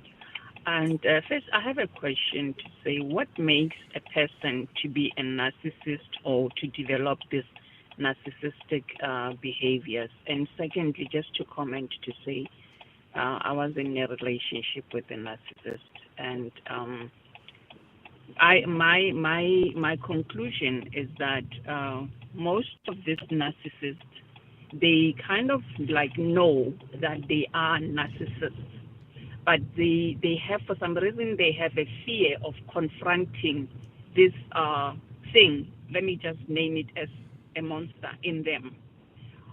Because why I'm saying this is that once you start questioning or differing with their viewpoints, that's where the problem is going to start. And when you start suggesting therapy, they don't even want to hear that. They'll tell you, I'm fine, I don't need any therapy. And the thing is, if you stay with this person, you want to change them, you love them, it means that you love them. But the question is, do you love yourself? Because you can love them at the expense of loving yourself. So I think it is each one of us responsibility to love ourselves first, and then love the second person. So if the person doesn't want to go to therapy, I left that relationship, and I actually did not know that there's this kind of a behavior, and what is it called? And only now, I mean, listening to this, listening to other materials as well, I just realized that, wow, I was actually in a pit, sorry for my language, and but I'm happy I was able to come out and be able to tell other people to say, watch out, you might be with a narcissist, but watch out for the behaviors and the trends. Thanks. All right, Shirley, thank you so much. Thank you for that. As you come in there, Tracy, I want to read this message, and maybe you can respond to this as well. Adila says, please can you ask Tracy there, is the word narcissist not becoming a catch-all phrase? While I understand that some people are genuinely narcissistic, this seems to be a term that we have started to use for relationship problems with one partner calling the other narcissistic. So how do you distinguish a genuine narcissist? Because we all have certain characteristics of narcissism. It just depends to what degree a person shows these traits. 100%. And that's what I started off by saying. I'm sorry if Adelia didn't hear the beginning, but we all display narcissistic characteristics or traits at some point in our lives. And yes, you're right, the word narcissist gets thrown around very easily these days. Narcissistic personality disorder actually needs to be diagnosed by a clinical psychologist or a psychiatrist. It's a personality disorder. So yes, one needs to be very careful when they're labeling people. So we can look back in retrospect and notice characteristics of a narcissist, being very careful to label them as having narcissistic personality disorder. It starts off, somebody who talks a lot about themselves, I tell them they've got the eye disease, is not necessarily a narcissist, but somebody will say they talk about themselves all the time, they're such a narcissist. Now that's not necessarily true. So you're absolutely right, Adile, we have to be aware of making bold statements about people. Yeah. And well done for getting out. Yeah. If that's what I heard you say. Yeah. Okay. And then when is it time to go? That's another question coming through. Because there are some people that have decided to stay within those relationships. I'm reading messages here from people who have been married for 50 years. They are saying, I know I'm married to a narcissist. I know I've been unhappy, but they have stayed. So, when is it the time to go? Sure. It's really a personal thing. It's really about, it's a choice. Some people realize that this is breaking me down as a person and I'm no longer I'm just a shell of a human being. They can talk about it till the cows come home, especially in their 50s, or they've been married for 50 years and nothing really is going to change, but then they stay together because they have a life together. They have children, they have grandchildren, and they just either it falls on deaf ears or they've just chosen to live in this situation because they have no other choice. Sometimes finances make it difficult for people to get divorced, and children and support systems. If you don't have the support of a therapist or family members or good friends that you can talk to, one ends up staying. Fear is a lot of the time a reason people stay, of course, because who am I without this person? What am I going to do with myself? I have my identity is my partner's identity. Who am I without them? To leave takes a lot of inner strength and enormous courage. And as the caller called in before, is really about a good sense of self. What is good for me? Because if I'm a non-functioning human being because I'm just a shell, what can I give to the world? I can give nothing. So it's really about knowing what you need, what you want, and going after it and getting it if you have that inner strength and courage to do it. Okay, here's the WhatsApp voice note. Hi, Clement and your guest. Anonymous here. I want to know, I've been getting that I'm a narcissist and I've come to accept that I'm a narcissist. So my question is, a narcissist not supposed to be in relationships, or is there a person who out there who can actually is made for a narcissist? I was just wondering. All right, Tracy. Wow. So I'm imagining a narcissist married to a narcissist, and wow, I can just see chaos, absolute chaos, because that's the only other alternative. Once you know that you're a narcissist and you recognize those traits, my suggestion is that you go along to see somebody and be suspicious, or not suspicious, be curious about this. Be curious to find out more about yourself and check it out with somebody who actually knows, a therapist. It's not good to be a narcissist. It's good to have opinions, to be flexible as well, to see the world through a conscious point of view, to be able to take other people's opinions and weigh them up and think about them and have conversations. A narcissist sees the world through black and white. A person with consciousness sees the world through color. A narcissist is a bully, is somebody who is not nice to live with. Being told all the time that you're wrong, that you don't know what you're talking about, that you're an idiot, that you should stick to what you know, sewing or knitting or bowling, like you know nothing. Who would want to live like that? So imagine two narcissists living together. There'd be constant stress and anxiety and chaos and shouting and screaming. I can't imagine that. Yeah, that would just simply be so tough. Tracy, once again, thank you for always being kind enough to guide us through these conversations. Tracy Zeman-Jacobs is an intimacy and relationship coach. It's 3 minutes now before 12. Not all MBAs are created equal. At Henley Business School Africa, we deliver career growth and advancement that goes beyond borders. As South Africa's only global business school, our internationally accredited MBA connects you to 100,000 global alumni leaders. Ranked number 1 in the world by The Economist for alumni network power, Henley is your gateway to a global career and the confidence to lead anywhere. Ready to make your mark? Visit henleysa.ac.za. Dear Journal, trying to be an adult, day 3,268. I love payday because my salary would look huge to 15-year-old me, but that's in 2011 money, not 2024 money. 28-year-old me is not so easily impressed.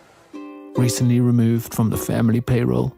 Get covered at pineapple.co.za. It's like 570 Rand a month, so it's 100% the insurance for you. Underwritten by Old Mutual Alternative Risk Transfer Insurer Limited, a licensed non-life insurer and authorized FSP. Premiums are risk profile dependent. To walk the talk is to turn words into meaningful actions. And it's what we at 702 are committed to doing every day. We're also committed to following the rules set out by the Broadcasting Complaints Commission's Code of Conduct. To give you balanced programming, fair comment, and accurate news. But if we stumble along the way and you feel we're not living up to the code, let us know on comment@702.co.za. And if after that you're still not happy, you can direct your complaint in writing to the Broadcasting Complaints Commission, PO Box 412365, Craig Hall 2024. For more, visit bccsa.co.za. Coming up on the Midday Report. Coming up next, the Midday Report with Jane Dutton in for Mendy Wiener. How are you doing? Very well, thank you. What are we looking at today? I was rather surprised to hear that Angie Motshekga is canoodling in Russia with Putin when there's a parliamentary debrief on our soldiers coming home from DRC. Kind of says it all, doesn't it? Yeah. Pope Leo XIV has just held his first mass. We're hoping to pop over to Italy to speak to Hoda Abdel Hamid about the vibe and what it is that he's going to be doing. And then we've got some court updates as well as the police update and what they're going to do about the concern or the violence that they're expecting this weekend. Yeah, because everybody, people were calling in and saying, we're just going there. I know. Either way. I know, so, ticket or no ticket. Yeah, it's going to need some really sensitive response from the authorities. All right, that's what's coming up on the Midday Report with Jane Dutton. Thank you for listening to the Friday edition of the Clement Manyathela Show. I hope to see you tomorrow at Moses Mabhida Stadium. I have already given my prediction. I'm not going to repeat it on air, but I've tweeted it because I'm a bit doubtful about it for the first time ever. All right, time now for Eyewitness News, and this Eyewitness News is brought to you by Momentum. Live within your means. The right advice depends on your context. Contact a Momentum accredited advisor today. Momentum is part of a Momentum Group Limited, an authorized financial services and registered credit provider. Have a beautiful day, my friends. Bye-bye. This is EWN. Good afternoon, I'm Maki Malapo. The family of the late Xabekhulu Linda says it's still reeling from his unexpected death as the constable is laid to rest today in the Free State. Linda's funeral is currently underway at the St. Rose Catholic Church in Bloemfontein. Linda, Boipelo Senoge and Kamogetsu Bays died last month when their car plunged into the Hennops River in Centurion. They'd been missing for several days before their bodies were discovered in the river. Scene reconstruction experts are yet to confirm the exact circumstances of the crash. Speaking at his funeral earlier today, his cousin Angela Linda told mourners she was battling to come to terms with the 24-year-old's death. My heart. The first day he went missing was the most difficult, as I had to face the possibility of living in a world where you don't exist.